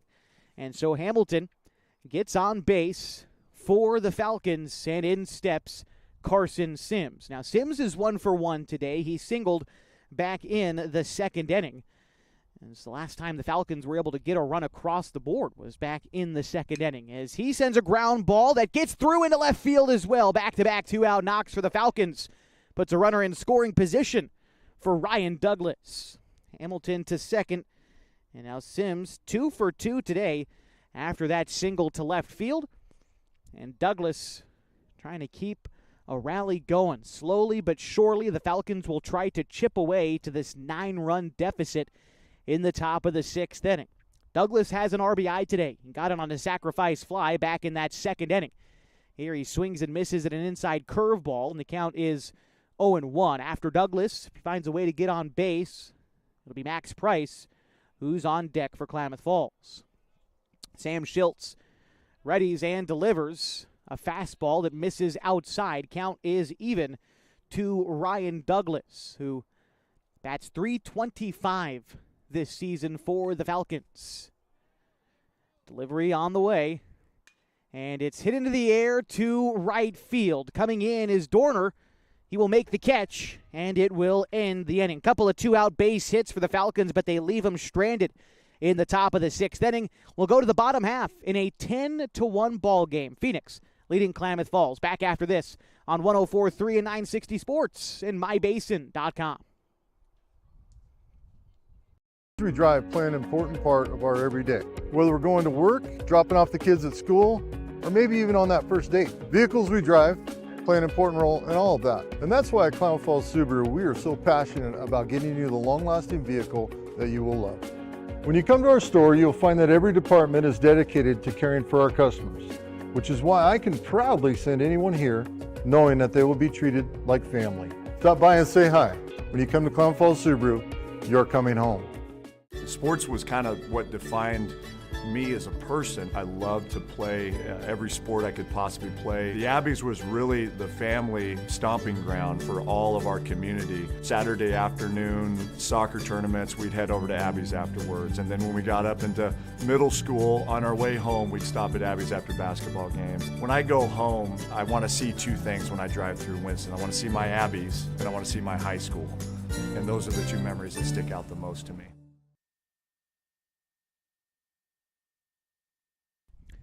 Set for the bottom of the sixth inning on 104.3 and 960 Sports and MyBasin.com. The Klamath Falls Falcons trailing the Phoenix Pirates 10-1. Due up this half for Phoenix, it's going to be Chris Phillips, Alex Charlton, and Andy Alvarez. That's 3, 4, and 5 in the order to go up against Carson Pimley. First pitch on the way from Pimley, misses upstairs. The count is 1-0 to Phillips, who's 3 for 3 today with 3 runs scored and an RBI. He's singled in each the first, third, and fourth innings as he fouls one back, and the count is a ball and a strike. Phillips, another one of those guys from Phoenix High School, finished third out of the Skyline Conference this year. Like I said, made the play-in game this year. Is a ground ball out toward short. Shively having to charge in, comes up with it. The throw takes Dakini off the bag, but a nice tag applied by Jacoby to get the out to start the sixth inning. And a nice defensive effort, first by Shively charging in and coming up with the ball, and then Dakini having the wherewithal to apply the tag and get Phillips for the first out in the sixth inning. It'll bring up Alex Charlton with one away. Phoenix, as I stated earlier, just missing out on the 16-team playoff. They lost to North Bend 2-1. It's the first pitch called a strike, the count 0-1. Phoenix was swept by Henley during the prep season this year, but they returned the favor against the other Klamath Basin teams in the Skyline Conference. First, beating Mazama in 3 games. I know we don't have any Vikings on the roster this year for the Falcons, but still worth mentioning Phoenix's success against the Basin squads. They beat the Vikings 10-6, 7-0, and 8-5. As down goes Charlton on the outside fastball looking. 3 quick strikes, and down goes Charlton for the second time on a K this game. 2 away in the sixth inning. Brings up Andy Alvarez.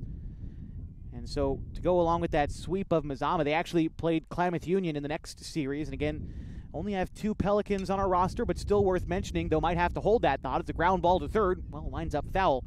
Count is 0-1 to Alvarez. Phoenix beat Klamath Union 11-0, 12-2, and 7-5 throughout the season. Although Alvarez, a member of Cascade Christian actually beat Phoenix the one time that they played this year. 8-0 was the final back on March 21st. It was the second game of the season for Phoenix.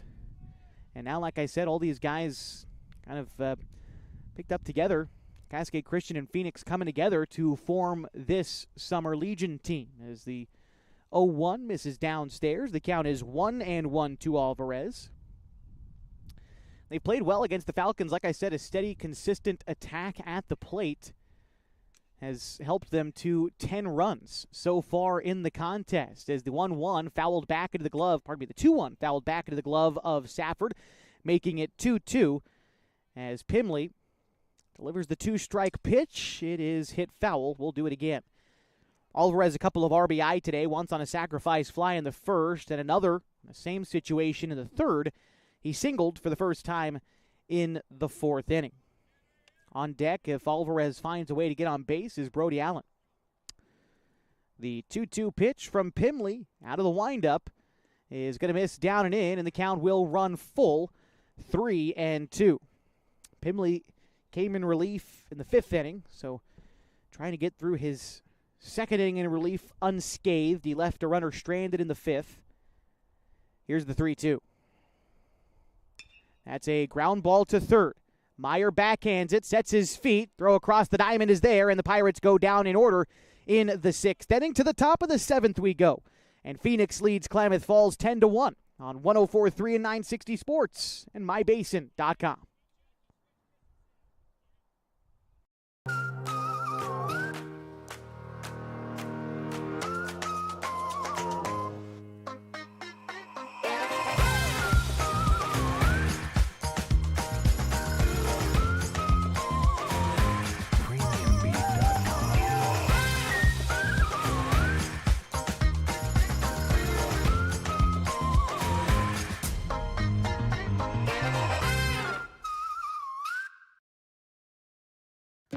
Pacific Power works day in and day out to power our communities because we know our neighbors rely on us. We're trimming and clearing branches around poles and lines, protecting our system, and giving you real-time updates when storms roll in. You can count on us in all seasons. 24/7, we're here for you. Powering your greatness.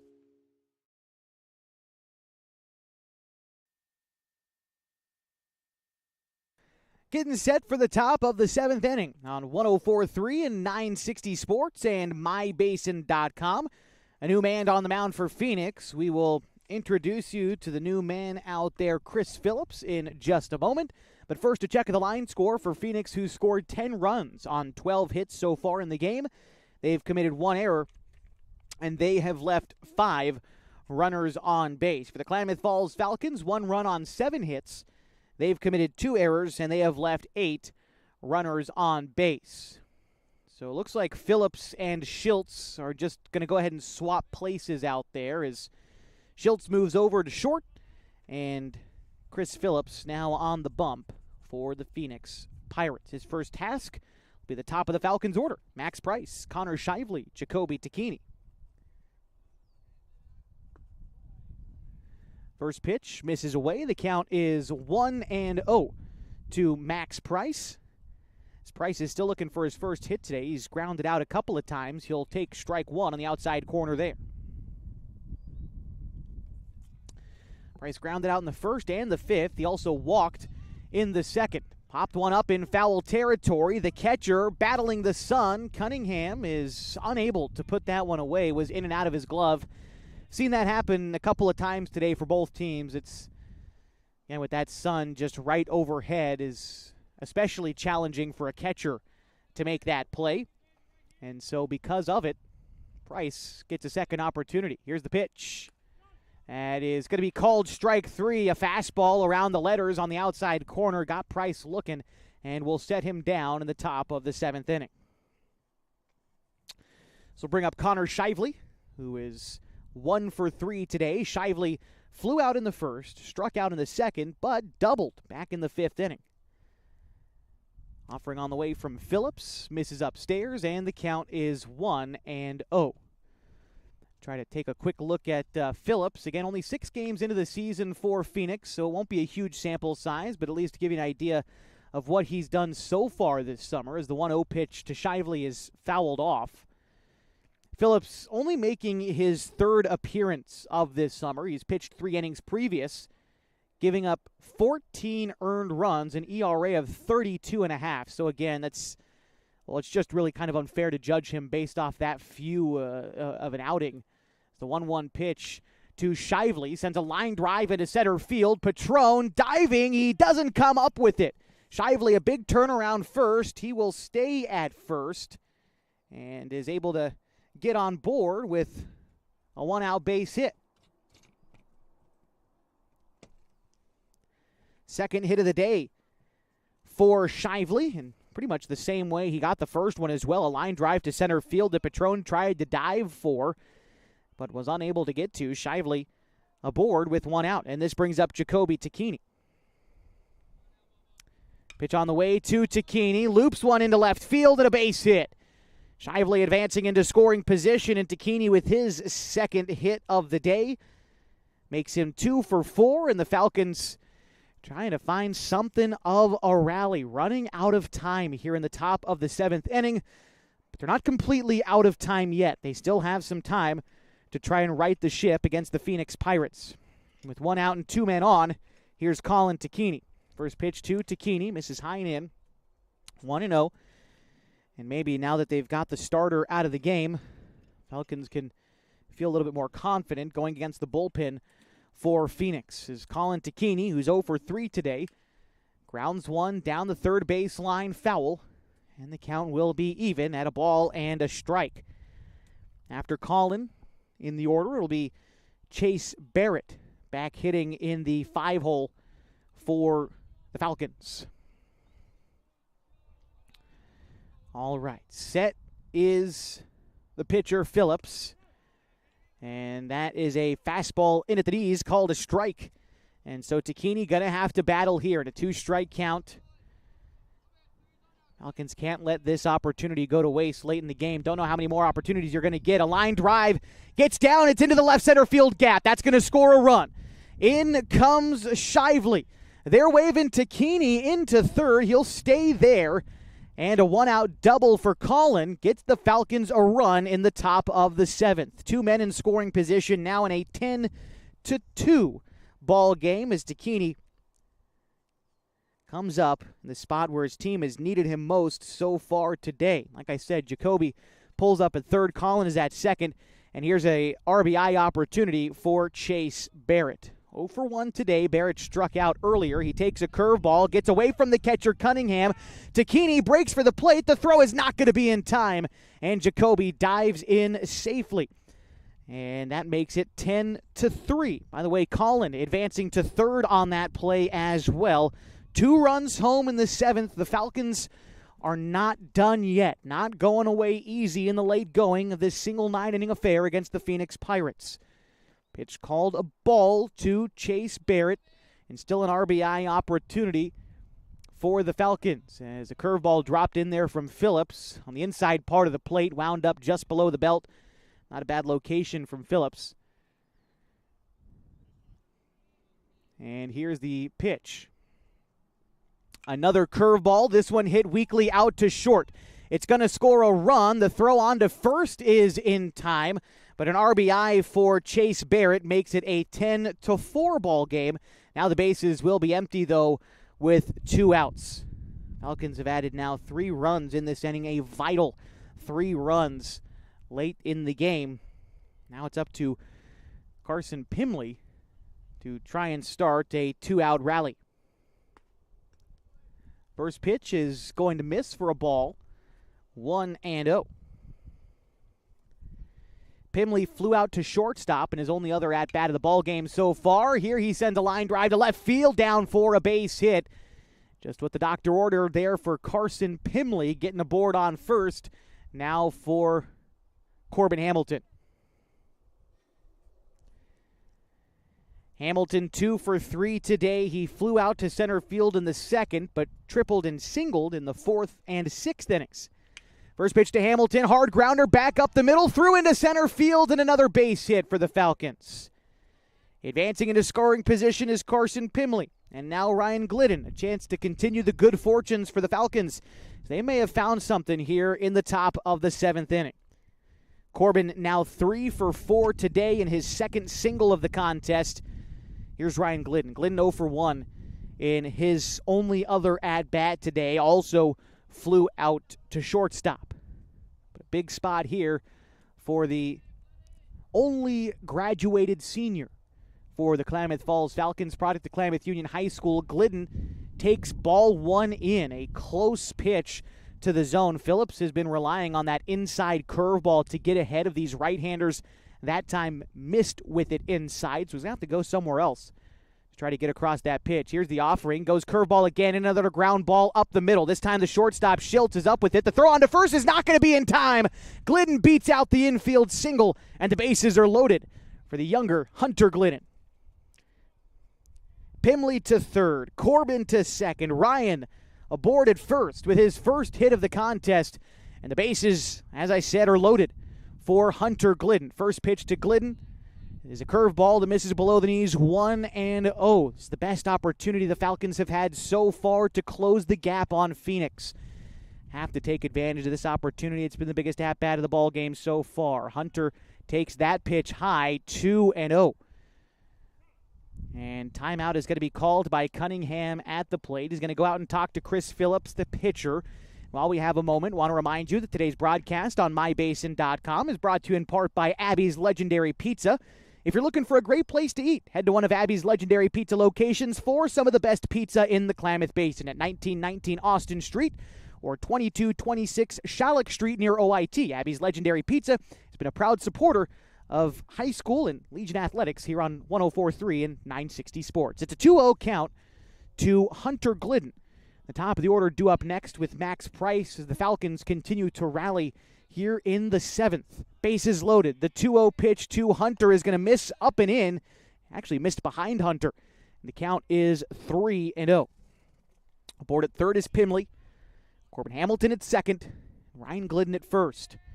Here's the pitch from Phillips. Dials back the velocity to get across a fastball in the zone for a strike. The count is 3-1. Now out of the windup, Phillips delivers again. Glidden takes strike two. This time a two-seam fastball crept across the plate. And so now everyone's going to be on the move. In a 3-2 count with the bases loaded, Glidden fights it off and will remain alive in this at-bat. For the first time today also, the Falcons dugout showing a little bit of life here today as well. This is a big opportunity for them in the late going.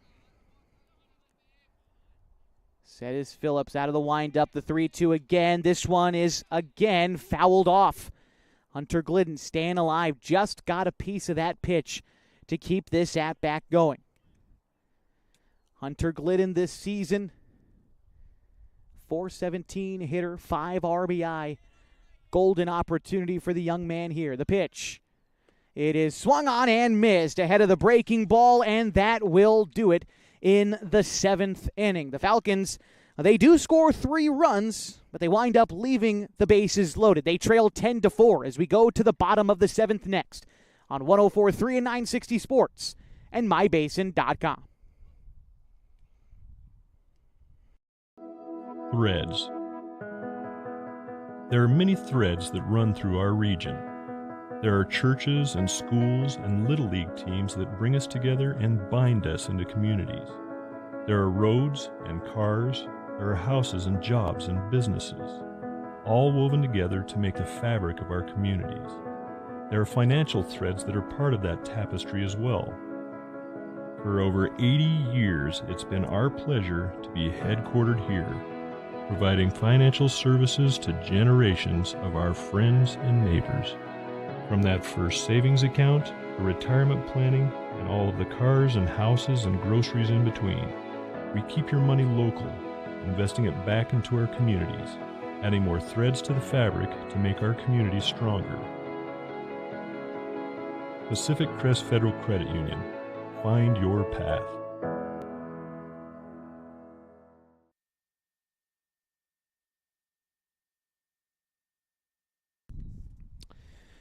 Bottom of the 7th inning in a 10-4 ball game. The Falcons showing some life in the top half of this inning, hoping to keep hold of the momentum. Pimley's going to have to put up a 0 here against 6, 7, and 8 in the Phoenix order. That's Brody Allen, Brady Dorner, and Merrick Satowski. As long as there's no other changes, that's who's due up this half for the Pirates. Pimley got through his first 2 innings in relief unscathed and looking for more here. Out of the windup, here's the delivery to Allen. It is a fly ball left field. Hunter Glidden able to make the catch and the first out in the 7th inning. I believe unless has Douglas made a return out there, he may have. We'll have to double check on that in a moment. But regardless, one away in the catch made by the left fielder for the Falcons in the bottom of the 7th inning. And it will bring up Brady Dorner. New batter in for Phoenix. And strike 1 called against Tucker Mabin. The elevated freshman for Cascade Christian, son of Nate Mabin, longtime baseball coach here in the Medford area, and he's assisting on this Phoenix team. Nate Mabin has coached the Medford Mustangs, the Cascade Christian Challengers, and has brought them all state champions. The 2-1. It's the count to Tucker Mabin. Mabin batting from the left side, and the pitch from Carson Pimley is going to find the inside corner against the lefty, and the count is even now at 2 balls and 2 strikes. Still looks to me as Merrick Satowski on deck for Phoenix. Pitch to Mabin, misses away, and the count is full.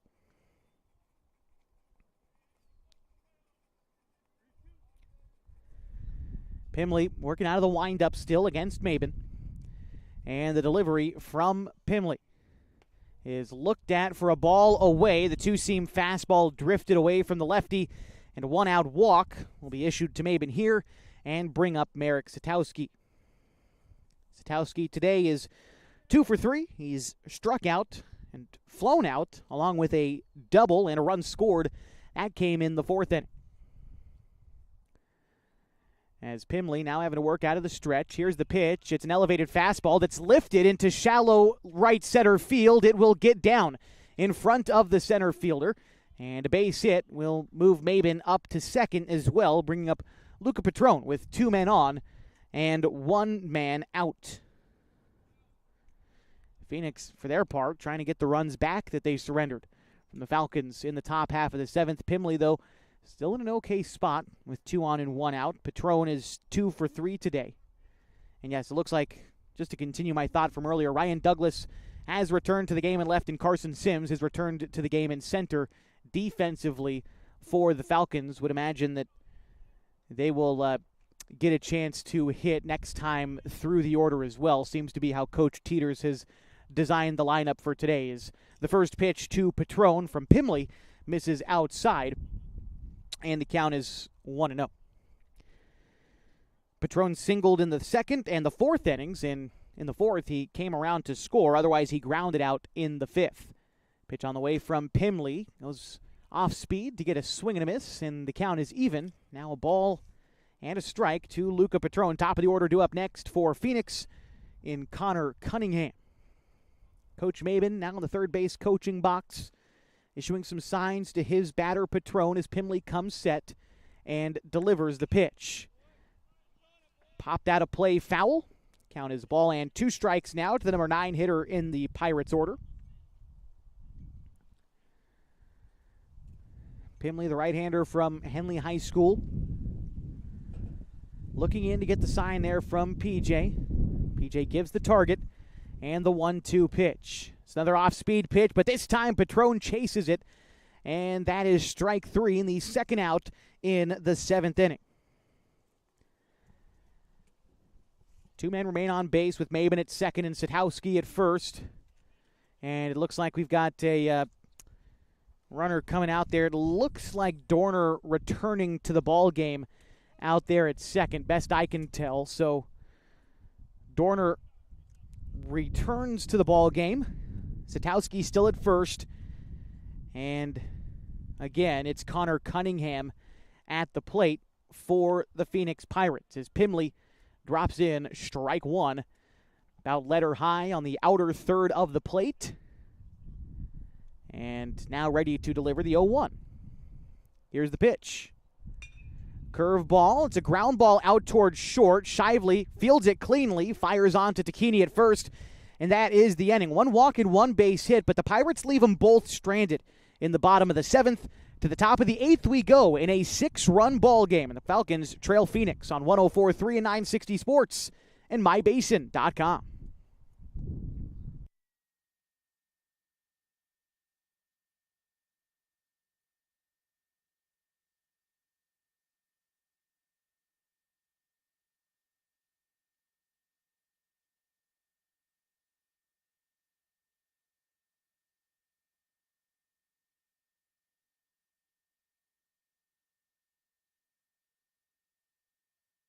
Parent of a high school athlete, I've given up trying to get pictures of my kid playing sports. It's nearly impossible to take pictures and enjoy the game. There is a solution, though. God's Gifts Photography attends high school sporting events in the Basin to take individual and team action photos at a great price. Search God's Gifts 2 on Facebook to learn more. They'll come and capture your athlete in action, creating those frameable lifelong memories so you can watch and just enjoy the moment. Call 541-281-2206 to get your athlete on their schedule. God's Gifts Photography.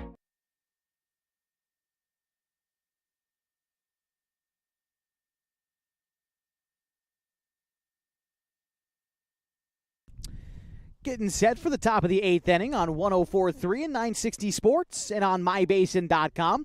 The Klamath Falls Falcons trail the Phoenix Pirates 10-4, but they've got the top of the order due up to try and begin the rally against Chris Phillips. The Falcons scored 3 runs in the 7th to bring it a little bit closer. Certainly not out of reach by any stretch of the imagination.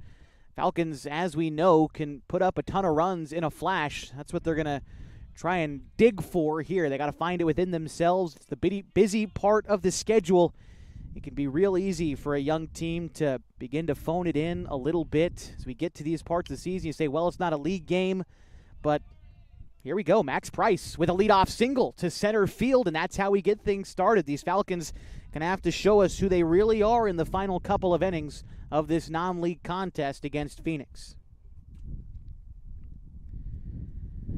Connor Shively, a chance to bat now for the Klamath Falls Falcons. He's 2 for 4 today with a double in the 5th, a single, and a run scored in the 7th. As he sends another ground ball up the middle, it rolls off the mound, hustling down the line. There's no play to be made as that hit towards the right side of the mound and sort of died out there in the infield. The shortstop, Schultz, came charging in, but no one was there to make the play, and Price advances safely to second. Shively aboard at first, and now a good opportunity for Jacoby Takini to continue with this rally. Now Shively 3 for 5 on the day, and Takini, who's 2 for 4, will take ball 1. Again, the Falcons trying to find out who they are here in the top of the 8th inning, a game in which, again, a young, inexperienced team in the middle of the kind of, frankly, brutal stretch that the team is in right now, with the amount of games they've played in about the last week and a half. Would be real easy to roll over in a game like this, but they are fighting hard. The pitch to Takini gets away from the catcher. Both runners will advance. Price to third, Shively to second, and a golden opportunity for Jacoby Takini in a 2-1 count. On deck is Colin Takini. Jacoby, as I said, doubled in the first, singled and scored in the 7th. Otherwise, he's flown out twice. The pitch, a curveball nearly hit him, but the count moves to 3-1. Phoenix had somebody throwing in the bullpen. I think they still do out there. Unsure of who it is exactly. Can't make it out through the chain link. But if Phillips remains to get in trouble, we could see him removed from the ball game in favor of a fresh arm for Phoenix, as the 3-1 was fouled off by Takini, and the count is full. First base is open, and like I said, Colin Takini is on deck. Here's the pitch to Jacoby. Bouncer to the third base side, foul, and the count will remain 3-2.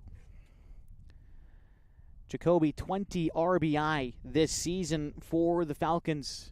These are the spots the team needs him most, and he sends a fly ball to center field that is caught by the center fielder Patron, but tagging, both runners tag, and Max Price will score. The Falcons now trail 10-5. There's one out in the inning, and Shively advancing to third on that same play. Give Takini the sacrifice and the RBI. And here's Colin Takini, who's 1 for 4 today.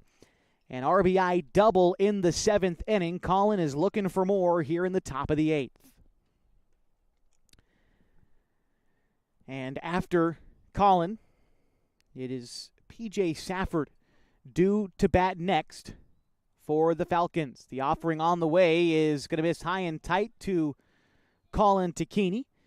The count is 1-0. Colin this season batting .338. Second best on the team in RBIs with 26 this summer.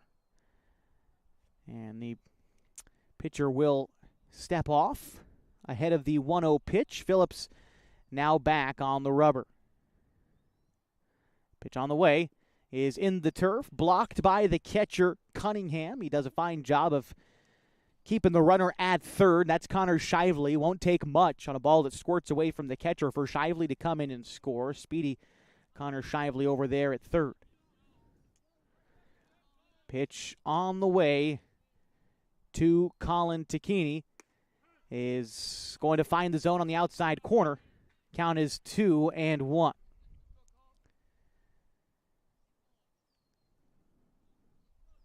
Phillips looking in. And comes set. Here's the pitch. Fastball over the heart of the plate, taken for strike 2, and the count is even. Colin going to have to choke up a little bit. Had his double in a 2-strike count in the last inning. Here's the pitch. Curveball misses up. And the count now runs full to Colin Takini. One runner on. Shively stands at third, already one run home in the top of the 8th inning. A 10-5 ball game in which the Falcons trail. The pitch to Takini is going to miss low and away, and Colin gets on base, working a walk here in the 8th. And it looks like we may be seeing a pitching change as Coach Bill Hutchison for the Phoenix Pirates calls time. And we'll see if any changes are to be made for the Pirates. There's no one out there throwing anymore, so we'll see. Coach Hutchison, not only the head coach of this team, but also the head coach of the Phoenix Pirates in the Skyline Conference. The infield comes in to have this discussion. And Phillips has been hit around. He's allowed the Falcons back into this game. Again, the big 3-run 7th inning. Followed by the Falcons already having a run here and having runners at the corners with one out. Now, P.J. Safford will bat next. It looks like they're going to keep Phillips in the game. Just trying to have him take a breather, maybe instill some confidence in the young man out there. And it'll bring up P.J. Safford. As I said, runners at the corners and one out. We'll see if the Falcons are aggressive with Colin Takini over there at first. Big spot here for P.J. Safford. Had a double back in the 2nd inning. And pitcher steps off, and now they have Colin in a rundown. They don't apply the tag to Colin, and Shively comes in to score from third. On the throw home, Takini advances to second. And there you go. There's that aggressive base running for the Falcons leading to the run. As I said, Colin gets caught in the rundown, and that allows Shively to sneak in and score. And so in the madness, Takini still advances to second. The score now 10-6. And still a runner in scoring position for P.J. Safford, although now this eliminates the possibility of a double play. Safford trying to recreate what he did back in the 2nd inning with that double. Here's the pitch. It's a curveball that misses up. Count is 1-0. After P.J. in the order, it's Ian Meyer due up for the Falcons. Set is Phillips. And the pitch. Two-seam fastball catches the outside part of the zone, and the count is even now. A ball and a strike to P.J. Safford. Hitting .286 this season, 17 RBI for the Falcons catcher today. Pitch to Safford, misses away, and the count is 2-1.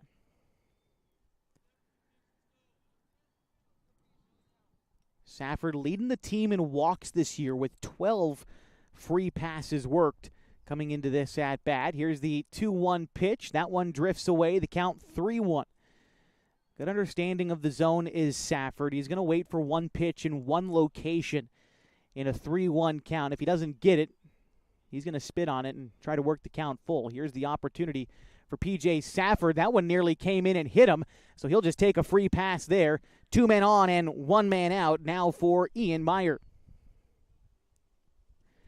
And second visit for Hutchison out of the Phoenix dugout. We are going to see a pitching change in the top of the 8th inning in a 10-6 ball game. Yes, the Falcons trail, but they are not done yet.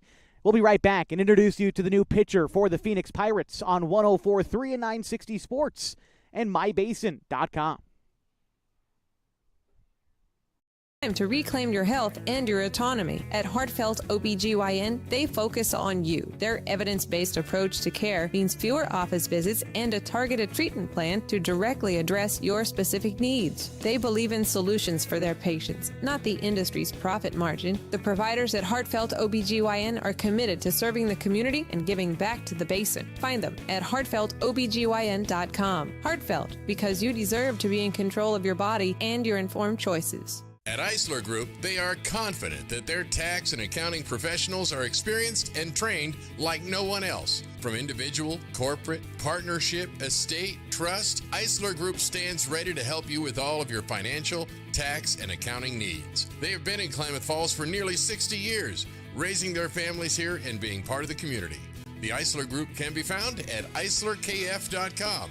That's ISLERKF.com. eislerkf.com.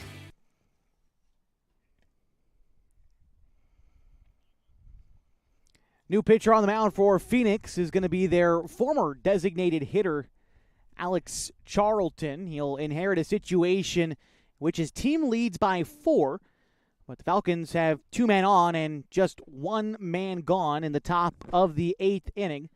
Try to give you an outlook on what Charlton has done in the early part of the summer for Phoenix. Again, I've said it once, I'll say it again. This is only their 7th game of the summer, so the sample size will be small. Take it with a grain of salt, as Alex Charlton getting ready to pitch in his 2nd appearance of the summer. Previously working 5 innings, picking up a win in his start, giving up 3 hits, 1 unearned run, and striking out 9. He will hope to pick up a save in this contest, I would imagine, entering here in the top of the 8th inning. His first task out of the bullpen will be Ian Meyer. Meyer hitting here in a big spot. Pitch on the way is a chopper down the third base side. Up with it is Allen. Throw to first is not going to be there. Did they touch the bag at third? Yes, they did. So they got the lead runner.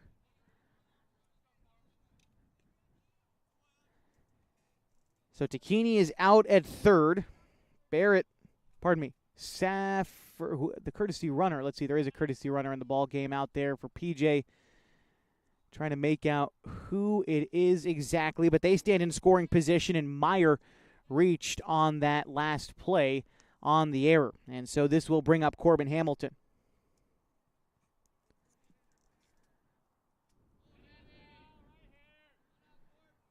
Pitch to Hamilton, misses upstairs. Hamilton today is 3 for 4. Had a triple back in the 4th inning, has followed it up with a pair of singles since then. And here's the pitch to Hamilton. Taken for a strike. Count is 2-1. Can't quite close the book on Chris Phillips out there for Phoenix, but he stayed in the game. Now patrolling shortstop. Former shortstop Sam Schiltz has moved over towards second. And like we said, courtesy runner in for Safford out at second is Hayden Poor. Apologies for Hayden for not recognizing him sooner. The 3-1 pitch on the way to Corbin Hamilton. Here it is out of the hands of Charlton. Charlton slips on the rubber, but Hamilton pops one into the air to right field. Could be trouble. That one is going to be caught on the run by Dorner in right, and that will end the inning. But the Falcons do score a run in this frame. They leave a couple of guys stranded, and they trail 10-6. We'll be back with the bottom of the 8th inning next on 104.3 and 960 Sports and mybasin.com. Introducing Smith Bates Marcom Solutions, your trusted partner in marketing and communication. We specialize in crafting compelling campaigns, eye-catching graphics, and impactful branding materials. Smith Bates is like working with dependable friends. They always help us build our professional image. Through the innovative strategies that the team at Smith Bates suggested, we've been able to give the brand at Calor the boost that it desperately needed. Unlock your potential with Smith Bates Marcom Solutions. What rhymes with great? Participate. Where does greatness start? Here, in the classroom. On the stage. In the pool. On the field. Where will your greatness take you? To better grades. To more friends. Yeah! Be great. Participate.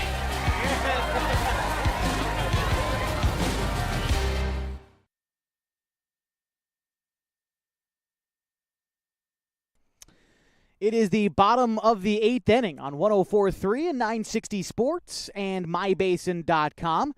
Klamath Falls trails Phoenix 10-6. Due up this half inning for Phoenix is going to be Sam Schiltz, Chris Phillips, and Alex Charlton. That's 2, 3, and 4 in the Pirates' order against Carson Pimley.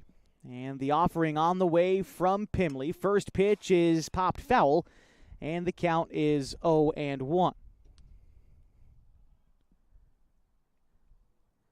Looking at Schultz today, he's 2 for 4 with an RBI and 2 runs scored. He singled and scored in the first and fourth innings. Swings and misses at an off-speed pitch there. Falls behind in the count 0-2 to Pimley, who has pitched very well since coming in relief. He's gone 3 scoreless innings against Phoenix, who was swinging well through the first 4 innings of this contest. And here gets a swing and a miss from Schultz and sets him down on strikes for the first out in the bottom of the 8th inning. Been impressed with Pimley so far today, recording his first out in the 4th inning of work. That was his 42nd pitch. He's been consistent today. This has been by far his strongest outing of the season so far in relief in this game against Phoenix, as he loops in a breaking ball to get ahead of Chris Phillips on the inside corner. The count is 0-1. Phillips is 3 for 4 today with 3 runs scored and an RBI.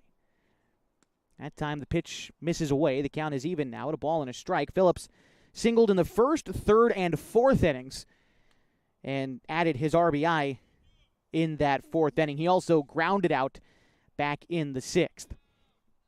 The 1-1 pitch on the way to Phillips. Hit in the air towards right center field. Over is the center fielder, Max Price, loses his hat but brings in the baseball. And now there's 2 gone in the bottom of the 8th inning. And now it's Alex Charlton for the Phoenix Pirates. Charlton today is 2 for 4. He struck out in the first and 6th innings, but in the 3rd he singled and scored.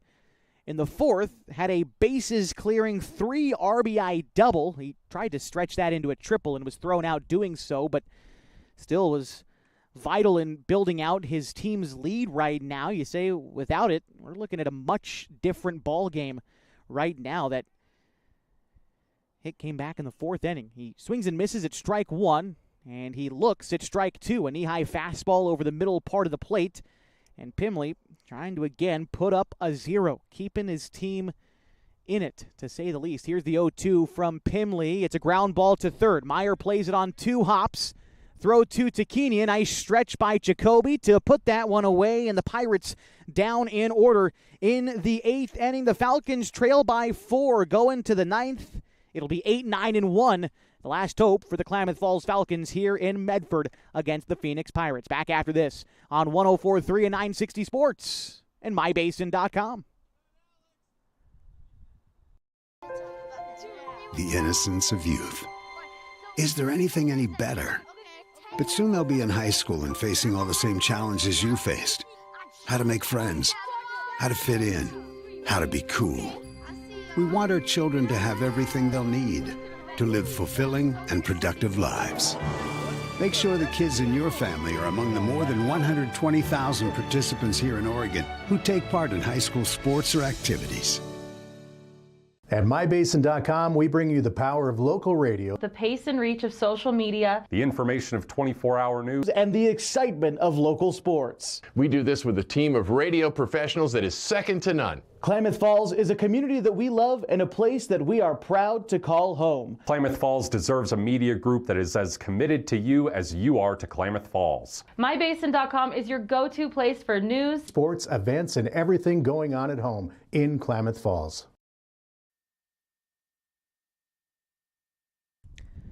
Top of the 9th inning, and the visiting Klamath Falls Falcons trail the Phoenix Pirates 10-6. Looking to start the rally for the Falcons will be Carson Sims, followed by Ryan Douglas, and then Max Price. That's 8, 9, and 1 in the order for the Falcons. Sims is 2 for 2 today. Once he gets a chance to swing the bat, he'll go up against Alex Charlton, looking to gather a save here. Came in relief in the last half inning, which means you can close the book on Chris Phillips, who finished the game after an inning and a third. He gave up 8 hits, 5 runs, all of them earned. He walked 2 and struck out 2, and certainly gave the Falcons a little bit of life as he was hit around a bit and the Falcons scored runs against him. Now, Charlton looking for the rare 5-out save as he misses upstairs to Carson Sims. Count is 1-0. Like I said, Sims is 2 for 2 today with singles in the first and sixth innings. The pitch on the way to Sims. Takes the fastball just below the letters, middle of the plate. The count is even now, to ball and a strike.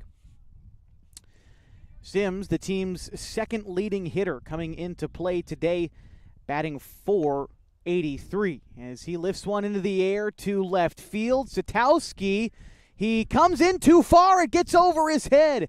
Sims is going to wind up at second, and he is in scoring position to lead off the ninth inning. Just what the Falcons needed to get going in the ninth. It'll bring up Ryan Douglas. See how that one winds up being scored. It looked like Satowski just overplayed it, but that's been going in as a hit in my book throughout most of the day, so we'll see exactly how that goes in as Douglas gets ready to bat now. Going to mark it a double for Sims. There he is, standing at second. First pitch to Douglas. He's going to miss wide, and the count is 1-0. That makes Sims 3 for 3 today. He now has the team leader in RBI. Pitch on the way. Ground ball into left field, and a base hit. Will not score the run, as Glidden came in to run for Sims, by the way. And he now stands at third. And in steps Max Price.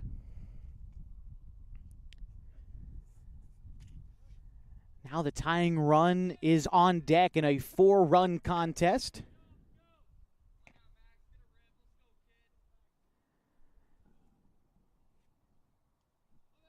Pitch on the way is going to be called a strike on the outside. The count is 0-1 to Max Price. Decent lead off of first for Douglas. Glidden over there at third, and the pitch is popped up. Shallow center field. In is the center fielder Patron to make the catch for the first out.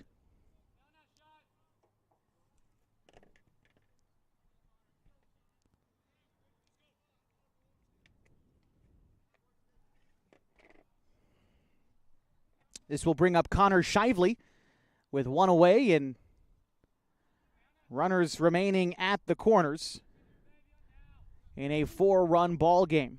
Pitch on the way to Shively, misses upstairs. Douglas on the move. The throw down to get him. Winds up in center field. That's going to allow Glidden to take off and score from third. The score now is 10-7. Falcons still trail.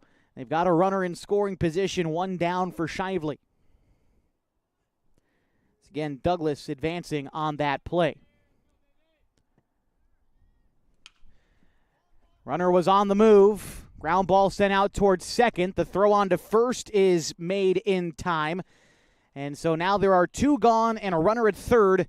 And Jacoby Tacchini will be the guy who hopes to keep a rally going for the Falcons as they are down to their final out of the contest.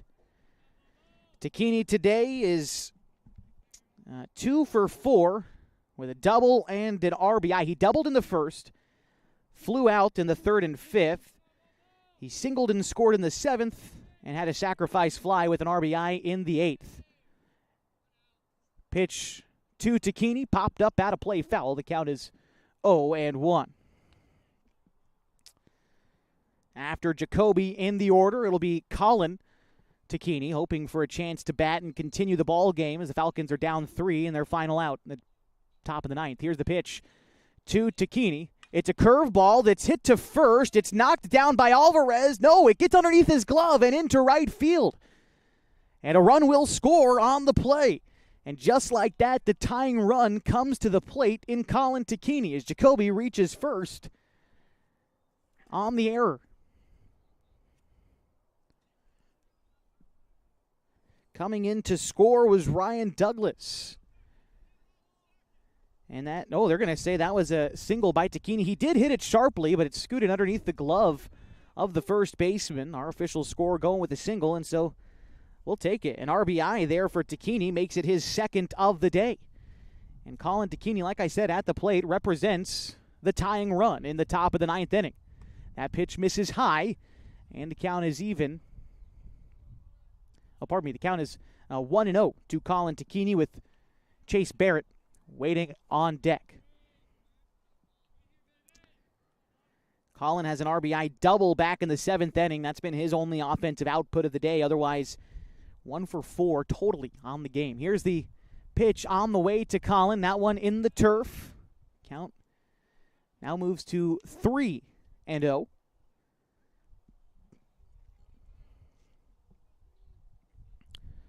Already 2 runs home for the Falcons in this ninth inning. Pitch on the way to Colin. Takes it upstairs, but called a strike. Thought that one was above the letters, but called a strike to Colin. He'll have to battle now. Count 3-1.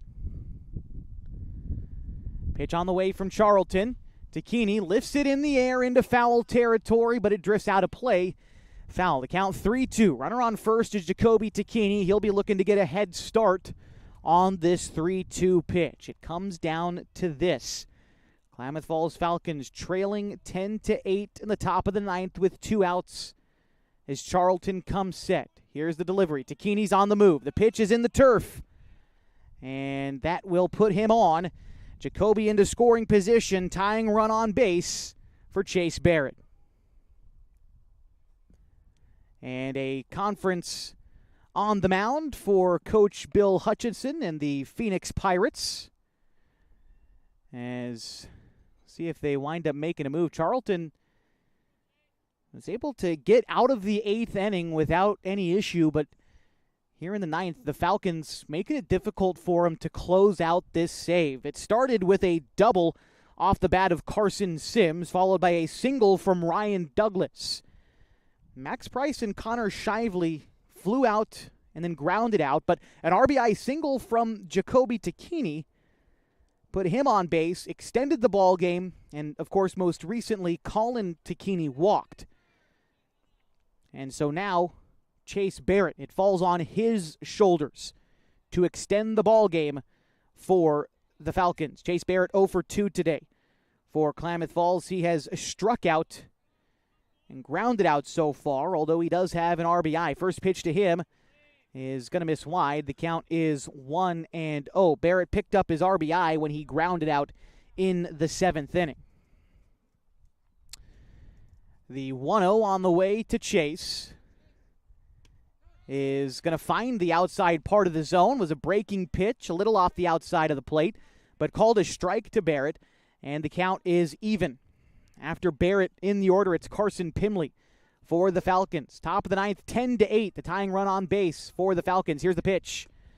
Barrett chases an upstairs fastball, falls behind 1-2, and the Falcons down to their final strike of the ball game.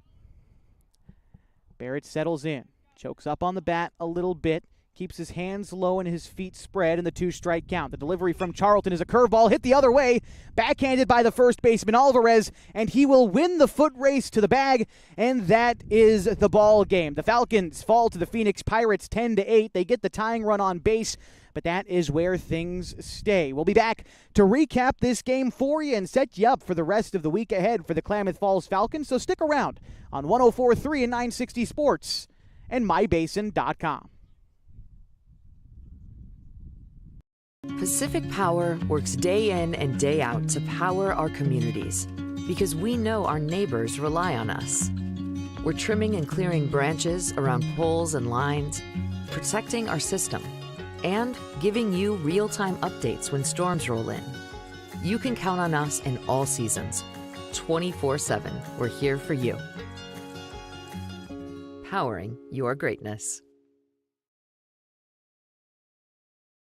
The cars we drive play an important part of our everyday. Whether we're going to work, dropping off the kids at school, or maybe even on that first date. Vehicles we drive play an important role in all of that. And that's why at Klamath Falls Subaru, we are so passionate about getting you the long-lasting vehicle that you will love.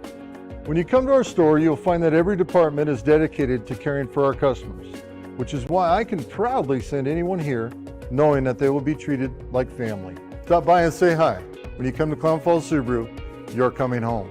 Sports was kind of what defined me as a person. I loved to play every sport I could possibly play. The Abbeys was really the family stomping ground for all of our community. Saturday afternoon, soccer tournaments, we'd head over to Abbeys afterwards. And then when we got up into middle school, on our way home, we'd stop at Abbeys after basketball games. When I go home, I want to see two things when I drive through Winston. I want to see my Abbeys, and I want to see my high school. And those are the two memories that stick out the most to me. As a parent of a high school athlete, I've given up trying to get pictures of my kid playing sports. It's nearly impossible to take pictures and enjoy the game. There is a solution, though. God's Gifts Photography attends high school sporting events in the Basin to take individual and team action photos at a great price. Search God's Gifts 2 on Facebook to learn more. They'll come and capture your athlete in action, creating those frameable lifelong memories so you can watch and just enjoy the moment. Call 541-281-2206 to get your athlete on their schedule. God's Gifts Photography.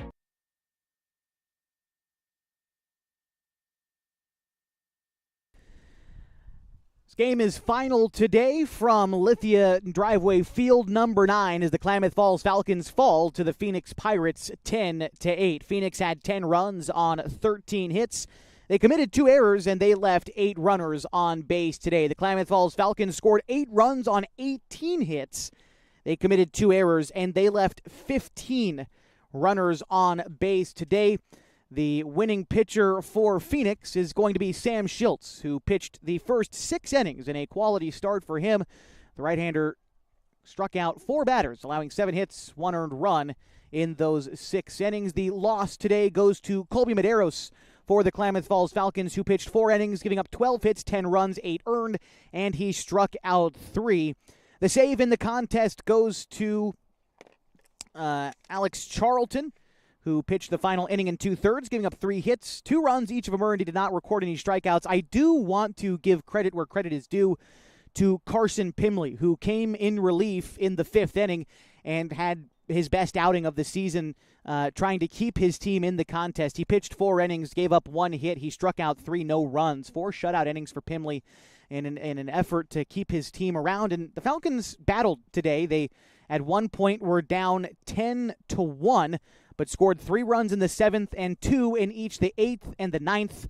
But the deficit was just too much to overcome today for the Falcons as they fall 10-8. A couple of offensive notables for Klamath Falls. A 1-for-5 day for Max Price. He had a run scored. Connor Shively finished 3-for-6 with 2 runs scored today. Jacoby Tacchini was 3-for-5 with a couple of RBI and a run scored. Colin Tacchini was 1-for-4 with an RBI today. And let's see, Ryan Douglas was 1-for-2 with an RBI as well for the Falcons. Guy who had the greatest day at the dish today for Phoenix would have been Alex Charlton, who finished 2-for-5 with a double and 3 RBI. Andy Alvarez also had 2 RBI and a 1-for-3 day for him. This loss for Klamath Falls pushes them to 18-5-1 on the season. This win for Phoenix is their 3rd. They improve to 3-4. Coming up next for Klamath Falls is another road trip to Jackson County as they will take on the North Jackson Royals in an area doubleheader tomorrow night starting at 5 o'clock. We'll be broadcasting to you live from Eagle Point High School as the Falcons look to return to winning ways and grab a couple of conference wins in the first time that they'll play North Jackson this season. Again, doubleheader begins tomorrow night at 5. Want to thank the head coaches for meeting with me before the game. Of course, our head coach for the Klamath Falls Falcons, Sean Teeter's always a joy to work with, and the head coach for the Phoenix Pirates, Bill Hutchinson, and his assistant, Nate Mabin, for talking with us before the broadcast as well. Also want to thank our official scorer, Mike Safford, for straightening me up and making sure I know what I talk about here on the broadcast when it comes to errors and hits and runs allowed and all things of that nature. Big thanks to our official scorer today, Mike Safford. Once again, final score today in 9 innings. The Klamath Falls Falcons fall to the Phoenix Pirates 10-8. We'll be back again in action tomorrow at 5, but until then, my name is Josh Eldridge. Hoping you have a great rest of your Wednesday afternoon, and so long from Lithia Driveway Field number 9 in Medford, Oregon.